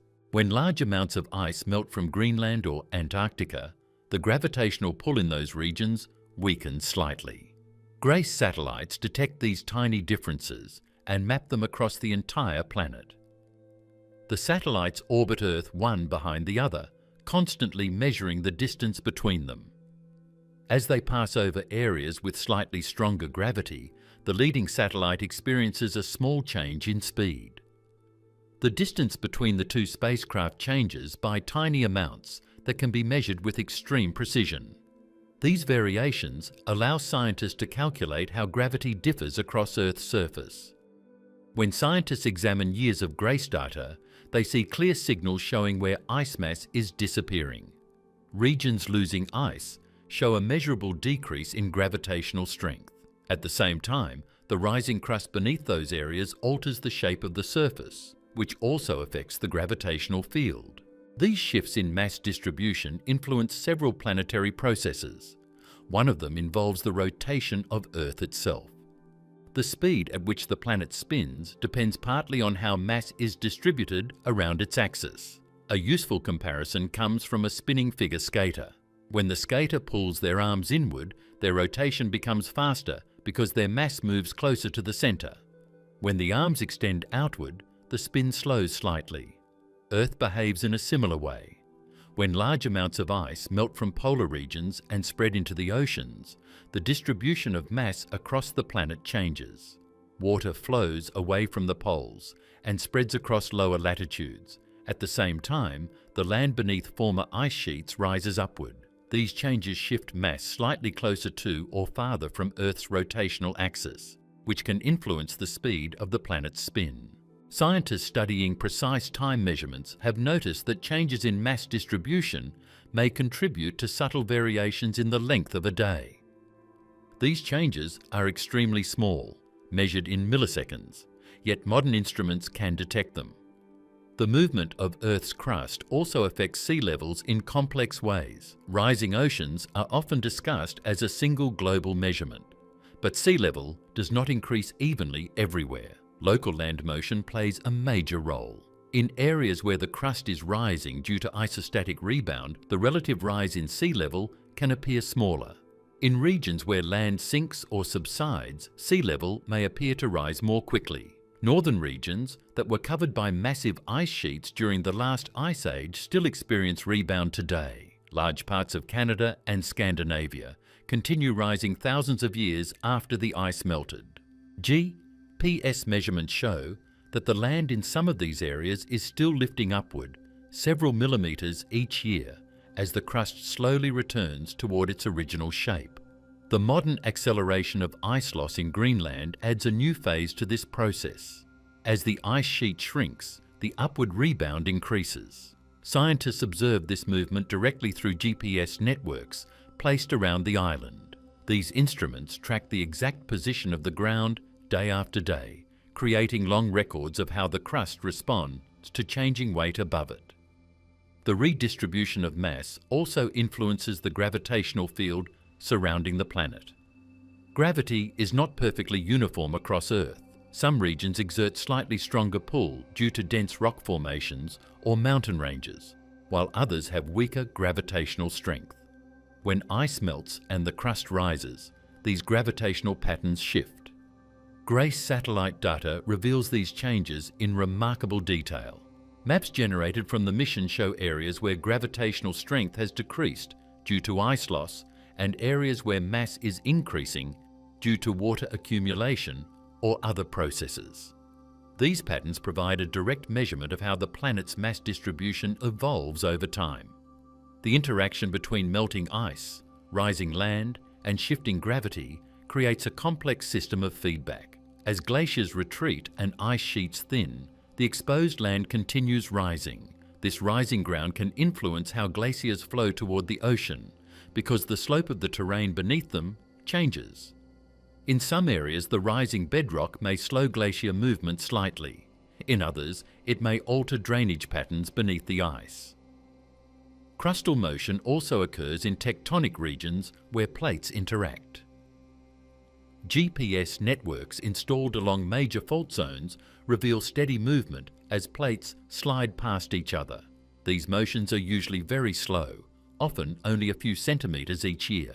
Yet over long periods, this movement builds strain within the crust. When the strain becomes too great, the stored energy releases suddenly in the form of earthquakes. Measurements from dense GPS networks provide valuable information about how strain accumulates in these regions. Instruments placed along faults record how the ground slowly deforms as tectonic plates push and pull against each other. This information helps scientists understand which faults are currently locked and storing energy and which ones move more freely. In some parts of the world, researchers have noticed slight changes in the speed of crustal movement compared with past measurements. These changes can result from shifts in stress within the plates or changes in the forces acting along plate boundaries. Although the variations are usually small, they show that the crust is constantly responding to forces both deep inside the planet and across its surface. The combination of tectonic motion, melting ice, rising land, and shifting mass creates a dynamic system that continues evolving year after year. Modern monitoring networks reveal this motion with unprecedented clarity. GPS stations track the position of the ground to millimetre precision. Satellites observe variations in gravity across the entire globe. Radar instruments map the shape of ice sheets and the elevation of the land beneath them. These measurements reveal a planet that is far more dynamic than it appears. Continents drift slowly across the surface. Ice sheets shrink and reshape the crust beneath them. Oceans gain water from melting glaciers, while land rebounds upward in response. Every change redistributes mass across the planet, subtly influencing gravity, rotation, and sea levels. The ability to observe these processes comes from decades of technological development. Satellite navigation systems, originally designed for positioning and navigation, now serve as scientific instruments capable of detecting movements too small for humans to notice. Gravity measuring satellites reveal invisible changes in mass across the planet. Together, these systems provide a detailed picture of how Earth's outer shell responds to forces acting both from within the planet and from environmental changes on the surface. Across Greenland, the land continues rising as ice disappears. Along tectonic boundaries, plates continue sliding past each other with slow but relentless motion. Satellites orbiting far above measure the gravitational fingerprints of these shifts, mapping how weight moves around the globe. Every year, the data becomes more detailed, revealing patterns that once remained hidden within the vast complexity of the Earth system. Strange signals from deep inside the planet. Earth looks calm from space. Oceans move slowly, clouds drift across continents, and mountains appear fixed in place. Yet far beneath the surface, the planet is active and constantly changing. The interior of Earth is not empty rock. It is a deep, layered system where heat, pressure, and motion shape the behavior of the entire planet. Scientists cannot travel to these depths directly. The deepest human drilling projects barely scratch the outer skin of the crust. Almost everything known about the deep interior comes from one powerful tool: seismic waves. Seismic waves are vibrations that move through the planet after earthquakes, volcanic eruptions, or powerful underground events. When rock suddenly shifts along a fault, energy spreads outward in all directions. These waves travel through the crust, pass deep into the mantle, and sometimes reach the boundary near the core. Sensitive instruments called seismometers record how fast these waves move and how their paths bend, as they pass through different layers. Each type of rock affects seismic waves in a different way. Some materials allow waves to travel quickly, others slow them down. Some layers reflect waves or bend them in new directions. When scientists examine thousands of seismic recordings from around the world, they can build detailed maps of the planet's interior. These maps reveal structures hidden thousands of kilometers beneath the surface. Over the past several decades, seismologists studying these wave patterns noticed something unusual deep within the mantle. Certain regions near the boundary between the mantle and the core cause seismic waves to slow down dramatically. These strange areas are known as ultra-low velocity zones. The name comes from the way seismic waves behave when they pass through them. In these zones, wave speeds drop sharply compared with the surrounding rock. The core mantle boundary sits almost 2,900 kilometers beneath the surface. It marks the dividing line between the rocky mantle above and the liquid metal outer core below. Temperatures here reach several thousand degrees, and pressures are immense. For a long time, scientists assumed this region was relatively smooth and uniform. Seismic data later revealed that the boundary is far more complex. Ultra-low velocity zones appear as small patches scattered along this boundary. When seismic waves reach these regions, their speed drops by as much as 30%. The sudden slowdown signals that the material in these zones differs strongly from the rock around it. Researchers studying these signals realize that something unusual exists in these deep pockets of the planet. One possible explanation involves partial melting. Even though the mantle is mostly solid rock, extreme temperatures near the core could cause small amounts of material to melt. Melted rock behaves differently from solid rock. Seismic waves move through it more slowly, creating the unusual patterns detected by seismometers. If these zones contain partially molten material, they may represent some of the hottest places inside Earth. Another explanation involves chemical differences in the rock itself. Over billions of years, Earth's interior has experienced complex processes that separate materials of different density and composition. Heavy elements may sink deeper toward the core, while lighter materials rise upward. These chemical differences could produce zones where seismic waves slow down because the rock structure changes. Some scientists believe these strange regions may even contain remnants of ancient planetary material. In the early days of the solar system, Earth likely experienced massive collisions with other forming planets and large bodies of rock. One of these impacts probably created the Moon. During such violent events, fragments of other planetary material could have mixed with Earth's interior and eventually sunk toward the deep mantle. Ultra-low velocity zones may represent pieces of this ancient material that survived deep inside the planet for billions of years. The discovery of these zones raised new questions about the structure of Earth's deep interior.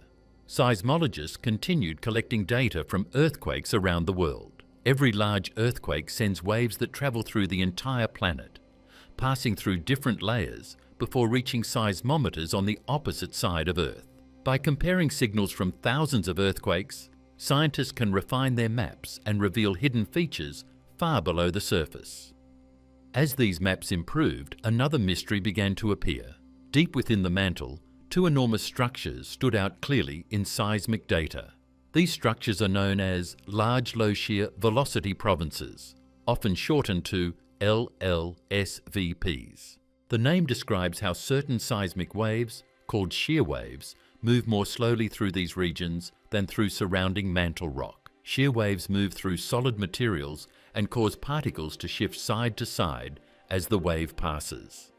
When these waves enter one of the massive structures deep in the mantle, their speed decreases noticeably. This slowing effect reveals that the rock inside the structures differs from the rest of the mantle. What makes these provinces remarkable is their size. Each one spans thousands of kilometres across and rises hundreds of kilometres upward from the core mantle boundary. One sits deep beneath the continent of Africa, while the other lies beneath the vast waters of the Pacific Ocean. Together, they form two giant features hidden far below the surface, each large enough to rival entire continents in scale. These structures remained invisible until seismic mapping techniques improved in the late 20th century. As data from global earthquake networks accumulated, scientists began noticing that waves travelling through certain regions consistently slowed down. When these signals were combined into three-dimensional models of the mantle, the outlines of the two massive provinces emerged. The shapes of these structures appear somewhat irregular, rising like giant hills from the core mantle boundary. Some scientists describe them as enormous piles of dense rock that have collected at the base of the mantle over extremely long periods. Their edges appear steep, suggesting a sharp contrast between the material inside the provinces and the surrounding mantle. The discovery of these structures triggered intense debate within the geoscience community. One important question concerns their composition. Are these regions made from the same material as the rest of the mantle, simply heated to higher temperatures, or do they contain different chemical elements? Temperature alone can slow seismic waves. Hotter rock becomes softer and allows waves to move more slowly.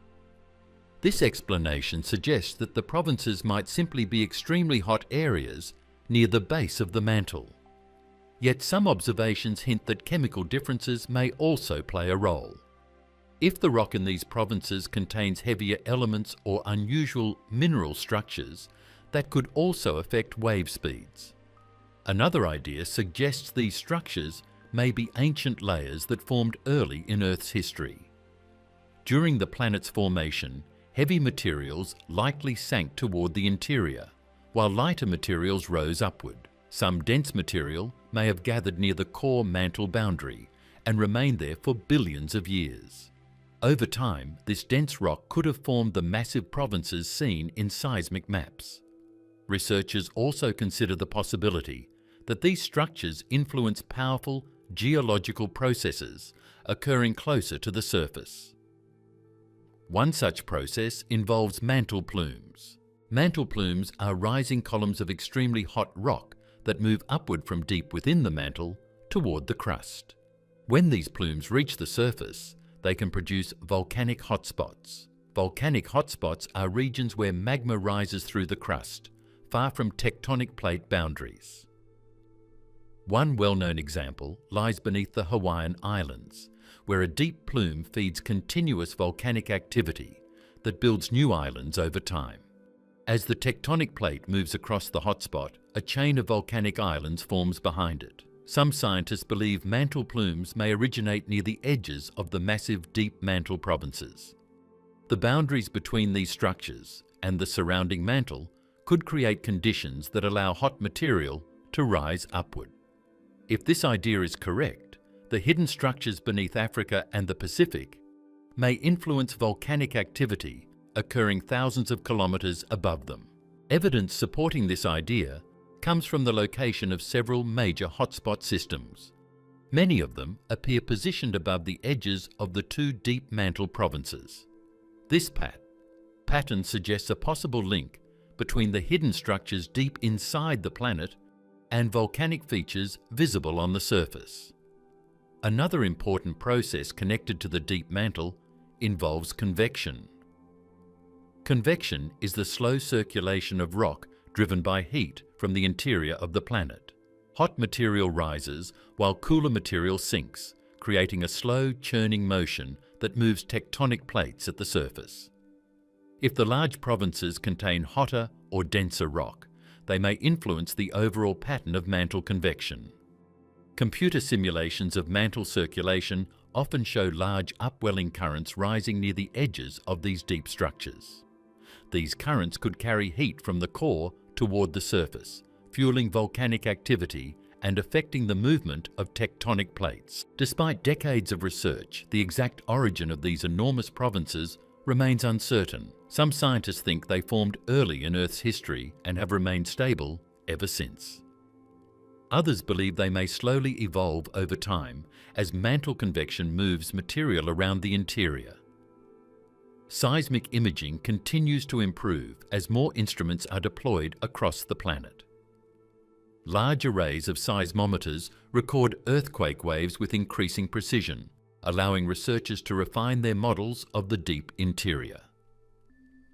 Some studies suggest the boundaries of the provinces may be sharper than previously believed, while others indicate that smaller structures exist along their edges. Ultra-low velocity zones sometimes appear near the tops or edges of these giant provinces. This relationship hints that the two types of structures may be connected. Hot material rising from the provinces could partially melt surrounding rock, creating the smaller zones where seismic waves slow dramatically.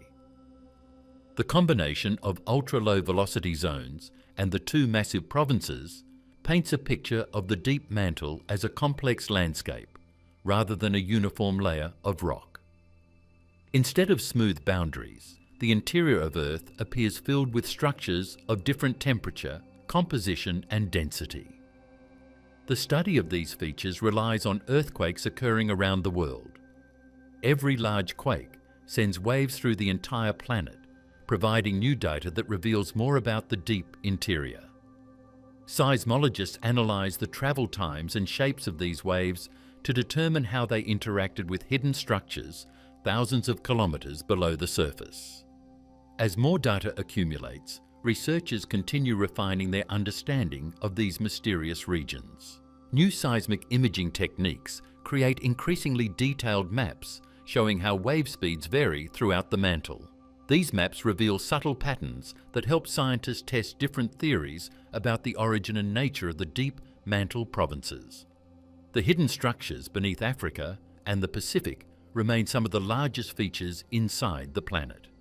Their immense size suggests they play a significant role in how heat and material move through the mantle. Whether they formed from ancient chemical layers, remnants of early planetary collisions, or long-term convection patterns, they represent a major component of Earth's deep interior. Earth's atmosphere is changing faster than expected. From the ground, the sky often appears calm and unchanging. Clouds drift slowly, winds blow across landscapes, and weather patterns seem predictable. Yet the atmosphere, the thin shell of gas surrounding Earth, is in constant motion, shaped by forces far greater than humans can see. Scientists studying the sky from satellites, balloons, aircraft, and ground stations have discovered that the atmosphere is shifting in ways that are happening faster than expected, with consequences that reach from the surface all the way into near-Earth space. One of the most striking observations involves the upper layers of the atmosphere, especially the thermosphere, which lies hundreds of kilometers above the surface. This layer interacts directly with solar radiation, absorbing extreme ultraviolet and X-ray energy from the sun. For decades, scientists assumed the thermosphere remained relatively stable, expanding and contracting slightly with the solar cycle.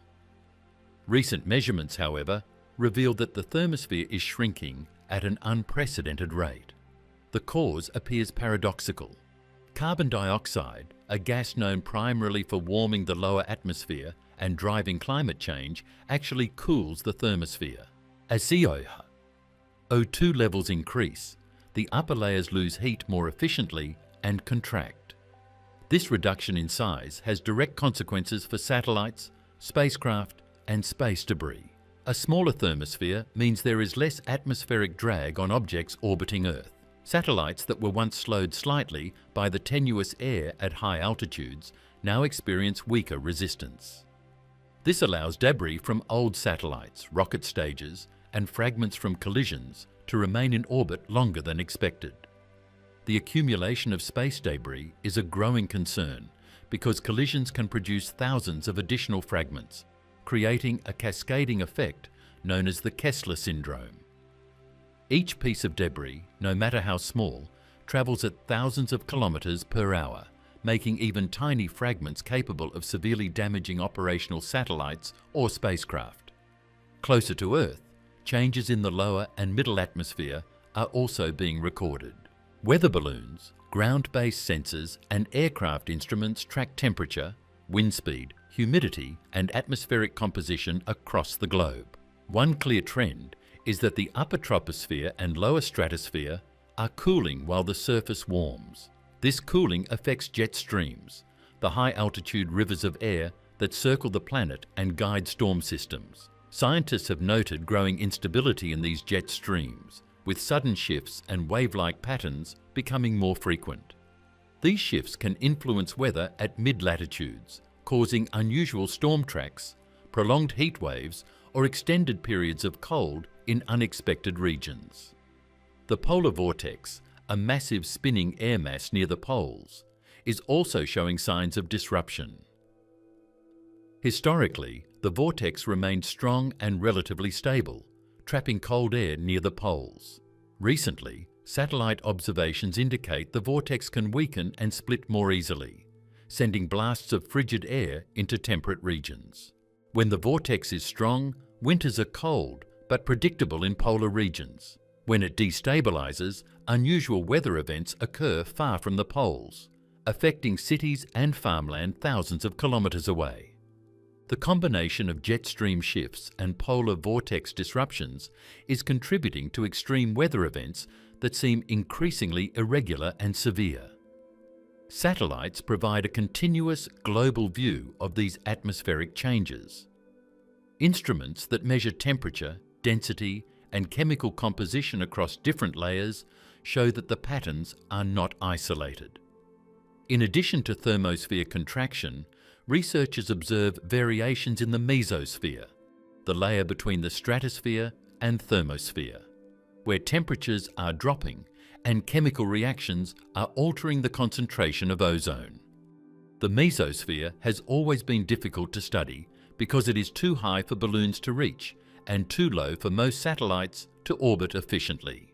Yet its cooling trend, combined with changes in the thermosphere and lower atmosphere, indicates a system-wide response to rising greenhouse gas concentrations. Another surprising effect involves upper atmosphere winds. High-altitude measurements reveal changes in wind patterns at altitudes above 50 kilometers.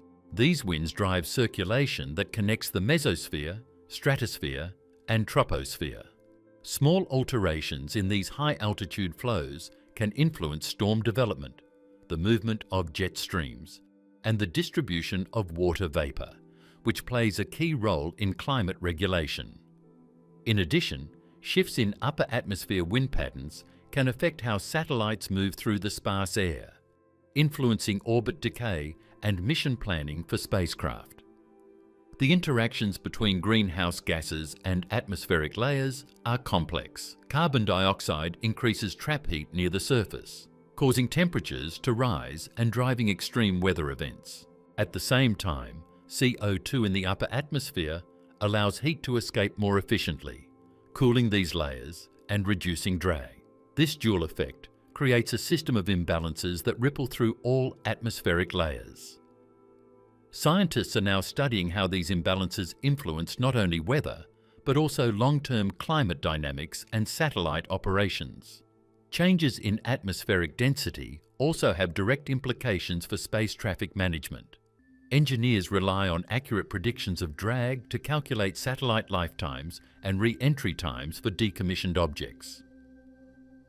As the thermosphere shrinks, satellites remain in orbit longer, increasing the likelihood of collisions. Even small fragments from prior events can now persist in orbit for decades longer than expected. This creates a growing cloud of orbital debris, threatening communication networks, GPS systems, and weather monitoring satellites. The combination of satellite measurements, GPS tracking, and atmospheric models allows scientists to map the changes in unprecedented detail. Observations from multiple sources converge to show consistent patterns. The upper atmosphere is cooling and shrinking. The jet streams are becoming unstable. The polar vortex is more prone to disruption, and space debris persists longer. These effects are interconnected. As the thermosphere contracts, drag decreases, debris accumulates, and satellite orbits change. At the same time, changes lower in the atmosphere impact weather systems, which then influence ocean circulation and temperature, completing a chain of effects across the planet. Long-term satellite datasets reveal trends that extend over decades.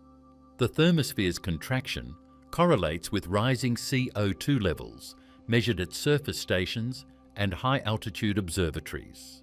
Observations of jet stream instability track back to warming in the lower atmosphere, amplified by greenhouse gas accumulation. Polar vortex behaviour is linked to both stratospheric cooling and surface temperature anomalies, demonstrating how energy shifts within the atmosphere cascade across layers. Unexpected feedback loops are also appearing. Changes in upper atmosphere density can affect the trajectory of meteoroids entering Earth's atmosphere, altering how and where they burn up.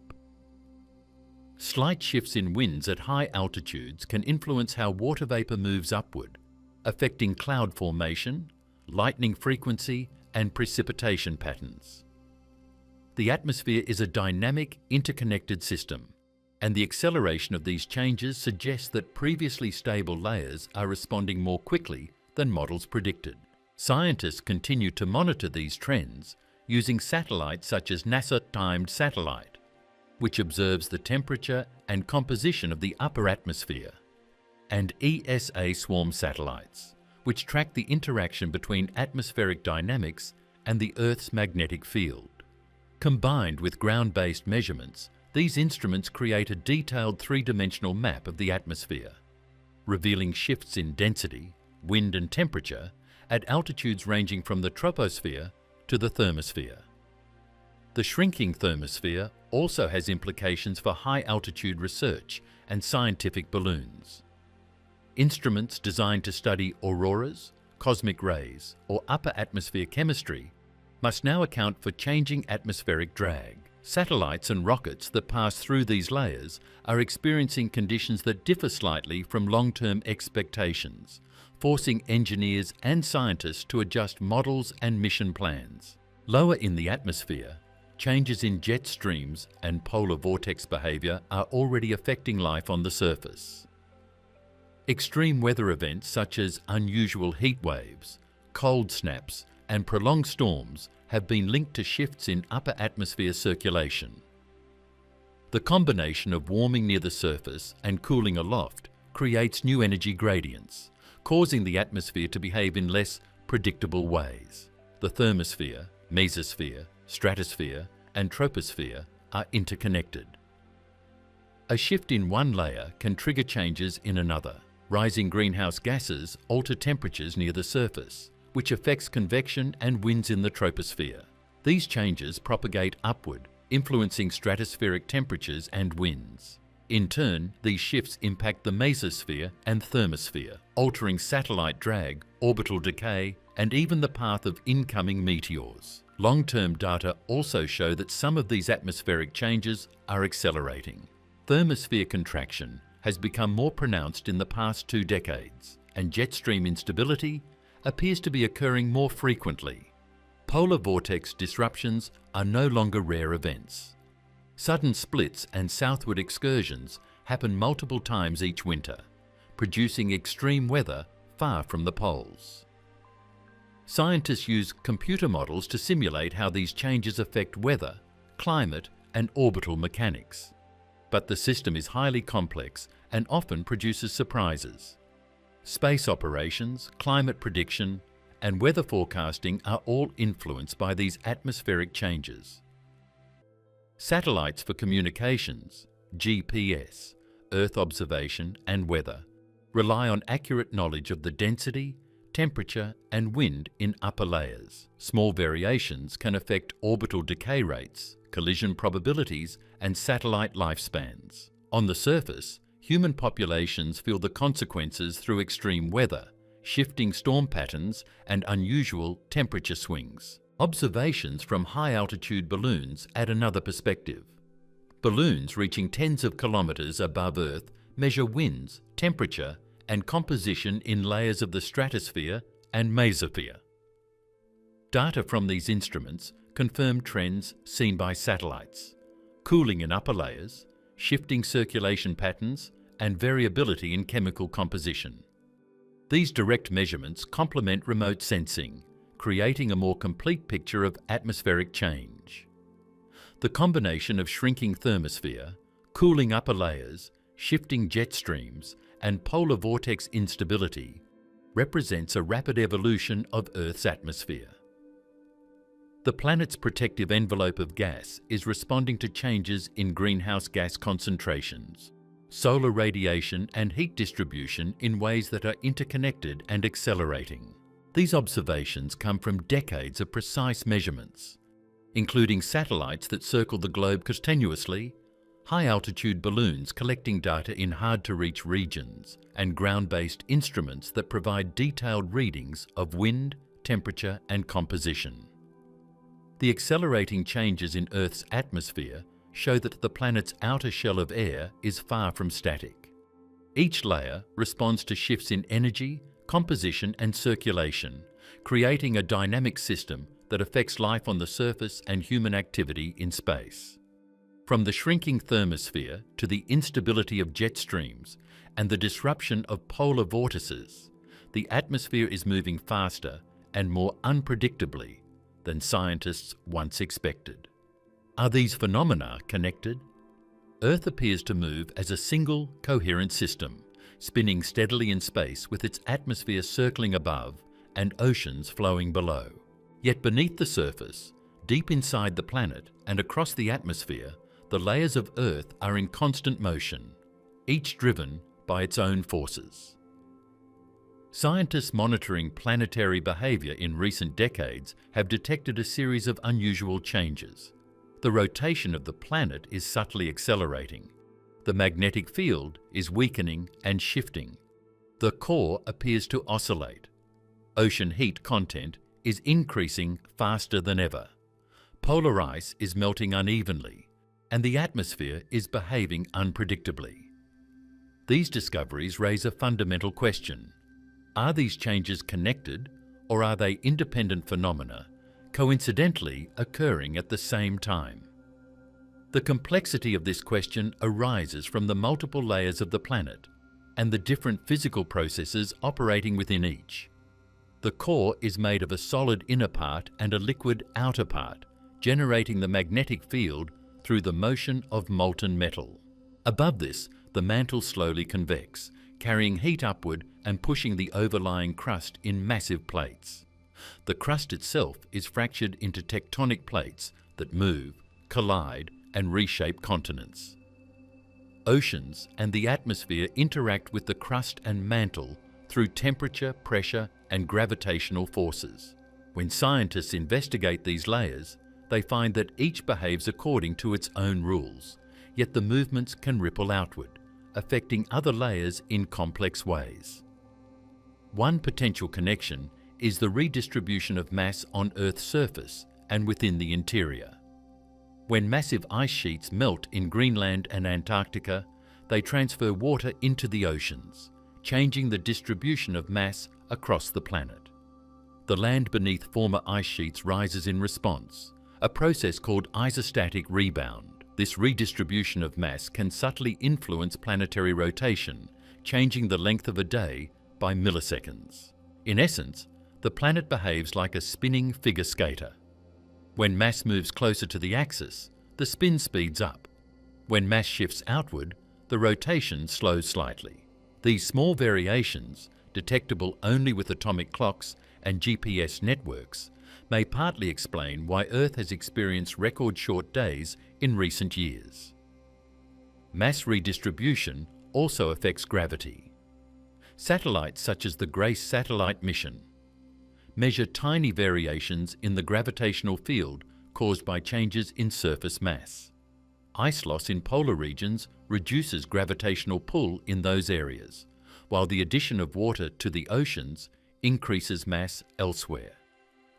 These shifts in gravity influence how water moves and how the planet spins, potentially interacting with core and mantle dynamics. The intricate feedback between surface mass changes, gravity and rotation creates a scenario where seemingly independent processes may be subtly linked.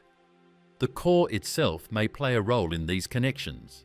Seismologists have observed that the solid inner core does not rotate at a perfectly constant rate relative to the surface. It appears to oscillate over decades, speeding up and slowing down in cycles. The outer core, a liquid metal layer, generates Earth's magnetic field through the movement of molten iron and nickel. Changes in the inner core's motion could alter convection in the outer core, affecting the magnetic field. Scientists have noted that the magnetic field is weakening globally, particularly in regions such as the South Atlantic anomaly, where field strength is far below average. This weakening may relate to complex interactions between the inner and outer core.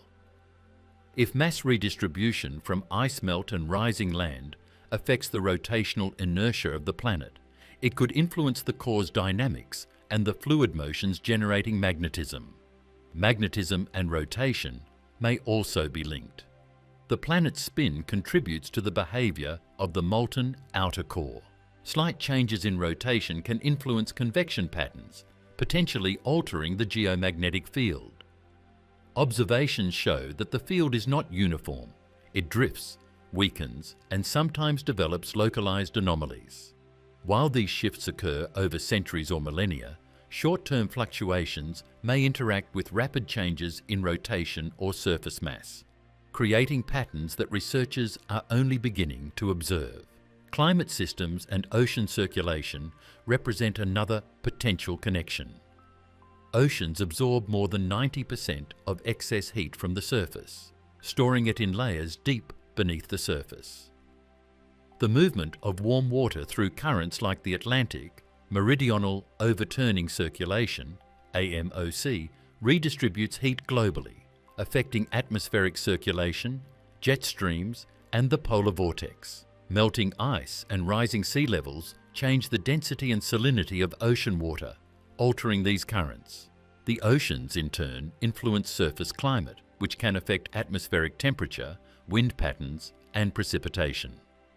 These changes feed back into the cryosphere, accelerating ice melt and shifting mass distribution. The redistribution of mass in oceans, ice sheets, and crustal rebound interacts with rotation, which could indirectly influence the core and magnetic field. If the oceans shift mass toward the equator, for example, the rotational axis and speed adjust slightly. These small adjustments can ripple into the liquid core, changing convection patterns. At the same time, variations in magnetic field strength influence charged particles in the upper atmosphere, affecting the thermosphere and ionosphere, which can feed back into satellite orbits and high-altitude winds. Yet while these potential links are compelling, scientists emphasize that many systems operate independently. The core, mantle, crust, oceans, and atmosphere are each subject to their own physical laws. The inner core oscillates because of internal convection and complex interactions with the outer core. Ice sheets melt due to climate-driven warming and ocean heat penetration. The magnetic field drifts because of fluid motions deep in the outer core. planetary rotation changes due to tidal friction from the Moon, as well as surface mass redistribution. While these processes can influence one another, not every phenomenon has a single cause. The planet is not a simple machine with a single controlling factor. It is a collection of layers interacting across time and space. Geophysical feedback loops add another layer of complexity. Ice melt changes ocean currents, which alters climate, which affects further ice melt. Changes in mass distribution influence rotation, which can affect the inner core, potentially modifying magnetic behavior. Cooling or warming in the upper atmosphere changes drag on satellites, which in turn affects space debris and potentially high-altitude atmospheric flows. Each loop operates at its own timescale, from days for weather systems to centuries or millennia for core and mantle dynamics. The overlapping timescales create patterns that are difficult to disentangle, yet the signals are measurable. Advanced computational models attempt to integrate these multiple systems, combining observations from seismology, magnetometry, satellite gravity measurements, GPS networks, oceanographic instruments, and climate data. These models simulate how the planet behaves as a coupled system, showing how changes in one layer can propagate into another. For example, simulations indicate that accelerated ice melt can affect the distribution of mass enough to influence rotational speed, which may in turn modify fluid flow in the outer core. Other models explore how ocean heat content and currents interact with atmospheric circulation, producing the jet stream instability and polar vortex disruptions observed in recent years. The challenge is that observational data are limited in some regions. Core and mantle interactions must be inferred from seismic waves travelling thousands of kilometres. Magnetic field changes are measured at the surface and from satellites, but the deep processes generating them remain hidden. Oceans are vast, and while Argo floats and other instruments provide unprecedented detail, gaps remain in deep ocean measurements. The atmosphere too has layers that are difficult to measure directly, such as the mesosphere and lower thermosphere. Integrating data from all these domains requires careful calibration and validation. Even with these limitations, patterns are emerging that suggest subtle connections. Surface mass redistribution, planetary rotation, core dynamics, and magnetic field behavior all involve the movement of mass or fluid at different scales. Ocean circulation and atmospheric dynamics interact with surface conditions and climate feedbacks. The planet can be viewed as a multi-layered system where changes in one layer generate effects that propagate through others. While the exact mechanisms linking all phenomena remain uncertain, the correlations are strong enough to merit continued monitoring and study. Researchers also investigate extreme events for potential links. Large earthquakes redistribute mass rapidly, slightly altering rotation and generating seismic waves that pass through the mantle and core. Massive volcanic eruptions can inject heat into the atmosphere and change mass distribution locally. Sudden ice sheet collapses shift water into the oceans, influencing currents and even minute changes in rotation. The planet is dynamic at every scale, from daily weather to millennial interior processes, and extreme events offer natural experiments for observing potential connections. Satellite networks provide continuous monitoring of these processes. Instruments measure gravity variations, magnetic field strength, rotational speed, atmospheric composition, and ocean heat content. The resulting datasets allow scientists to detect patterns that may indicate linked behaviour. For instance, a record-short day combined with gravitational shifts detected by GRACE satellites may correlate with ice melt and ocean mass redistribution.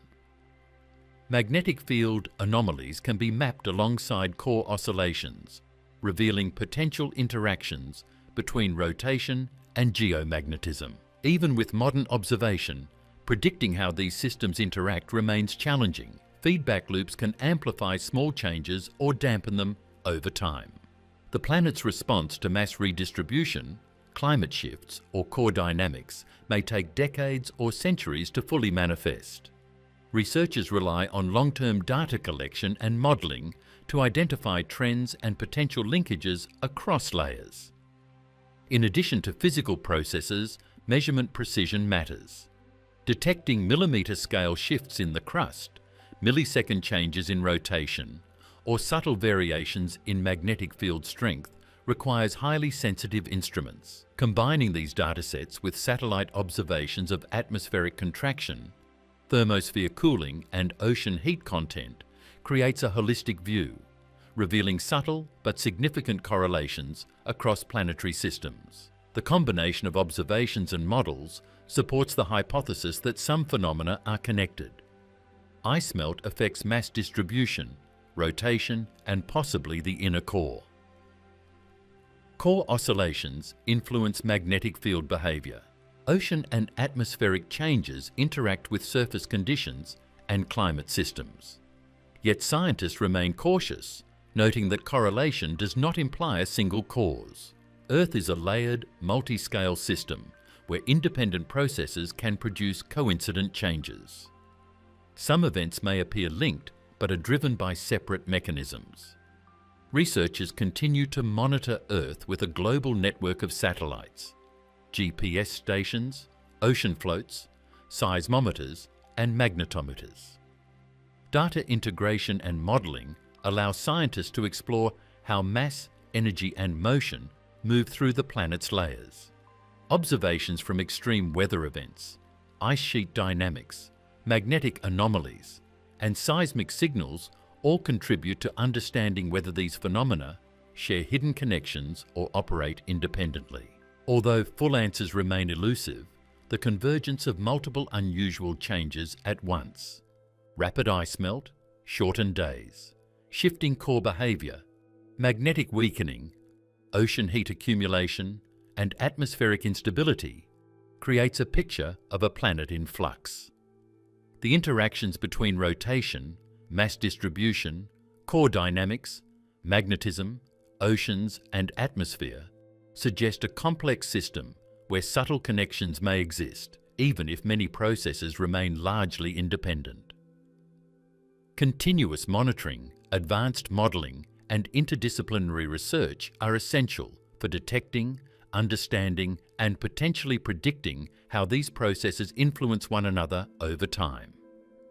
The evidence indicates that Earth is a planet of interlinked systems, moving and evolving across scales. Some phenomena, like rotation and mass redistribution, may directly influence each other. Others, like the magnetic field and atmospheric changes, may respond to internal and external forces independently.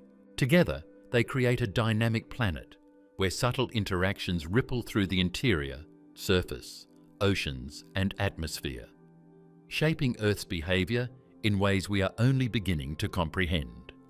The technology revealing these discoveries. The ability to study Earth in unprecedented detail comes from a combination of advanced technology and global observation networks that measure the planet across every scale, from its deep core to the edge of space. Satellites orbiting hundreds of kilometres above the surface provide continuous high-resolution data about gravitational changes, magnetic fields, ice loss, and atmospheric conditions. Among these, the GRACE satellites measure tiny variations in Earth's gravity caused by shifting mass, such as melting ice sheets, rising seas, and shifting land. The mission uses pairs of satellites flying in formation, precisely tracking the distance between them. Even changes of a few micrometers are detectable, allowing scientists to map how mass moves around the globe in almost real time. Another key satellite system is SWARM, which monitors Earth's magnetic field. The mission consists of 3 satellites that measure the strength and direction of the geomagnetic field at high precision. This allows detection of localized anomalies such as the South Atlantic anomaly, as well as global trends in magnetic weakening. Swarms data provides insight into the motion of the liquid outer core, where molten iron generates the magnetic field and reveals how this motion shifts over time. Understanding these changes is crucial for everything from navigation to communications and satellite operations, IC.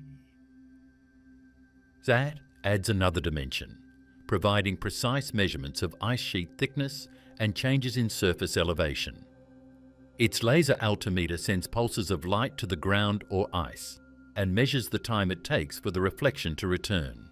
This allows mapping of glaciers, ice sheet and snow cover with centimetre scale precision. Data from ICE-SAT reveals which glaciers are retreating, thinning or destabilising, and how ice loss contributes to changes in sea level and mass distribution. The GOC satellite, Gravity Field and Steady State Ocean Circulation Explorer, maps the Earth's gravity field in fine detail, revealing variations caused by mountain ranges, ocean trenches and subsurface mass anomalies. The satellite measures the strength of gravity along its orbit with extreme sensitivity, producing detailed models of Earth's geoid, which represents the planet's true gravitational shape. GOC data helps scientists connect mass distribution to rotation changes, ocean currents and tectonic activity, providing critical context for understanding how surface and interior processes interact. Beyond satellites, global seismic networks play a fundamental role in mapping Earth's interior. Thousands of seismometers distributed across continents record vibrations from earthquakes, large and small. These instruments detect both primary, P waves, which travel quickly through solid and liquid material, and secondary, S waves, which move only through solid rock. By analysing how these waves travel through the planet, scientists can infer the structure and composition of the crust, mantle, and core. Repeated seismic events allow researchers to compare wave travel times across decades, revealing oscillations in the inner core and identifying ultra-low velocity zones near the core mantle boundary. Deep ocean monitoring systems are another cornerstone of planetary observation. Argo floats, numbering over 3,900, drift through the oceans at various depths, measuring temperature, salinity and pressure. These robotic instruments regularly ascend to the surface to transmit data via satellite, creating continuous global coverage of ocean conditions. This system allows scientists to track the unprecedented accumulation of heat in the oceans, monitor changes in major currents like the Atlantic meridional overturning circulation, and observe how warming affects ice melt and sea level. Seafloor observatories complement these measurements, detecting seismic activity, underwater volcanism, and changes in water chemistry at depths that were once unreachable. On the surface, networks of atomic clocks provide extraordinary precision for measuring Earth's rotation. A single rotation of the planet normally takes 86,400 seconds, but atomic clocks can detect variations of milliseconds, revealing that days have shortened in recent years.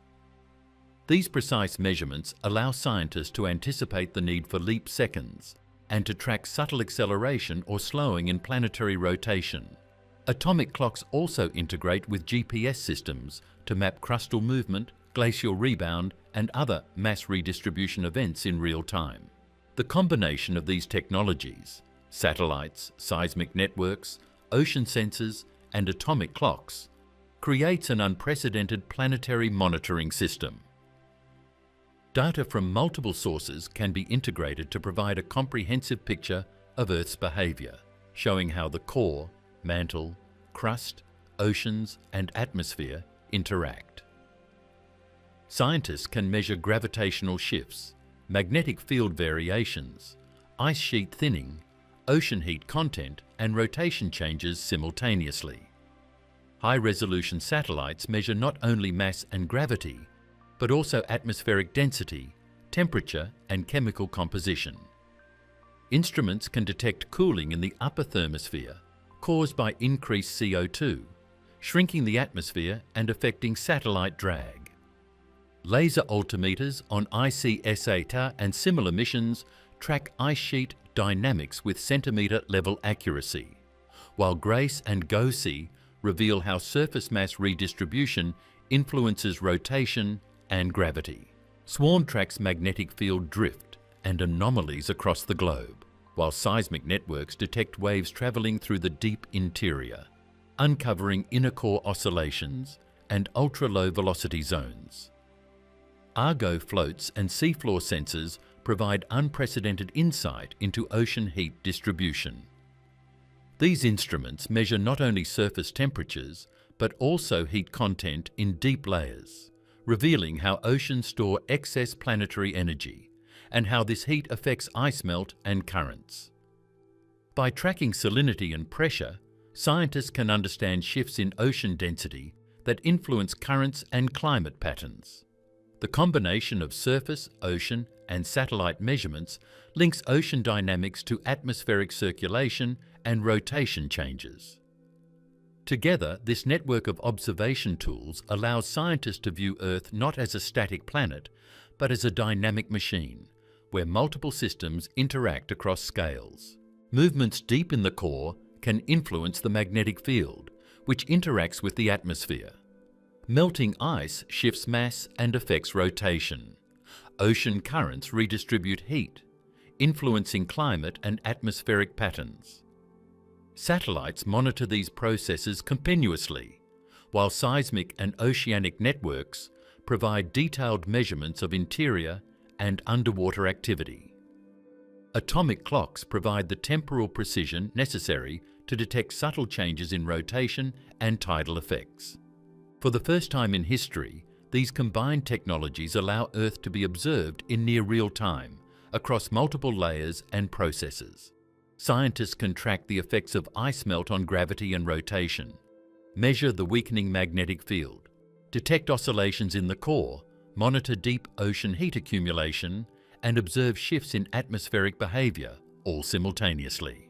This integration of technologies represents a new era in planetary science, providing the tools necessary to detect, measure, and analyse phenomena that were invisible just a few decades ago. The synergy between instruments also enables cross-validation of observations.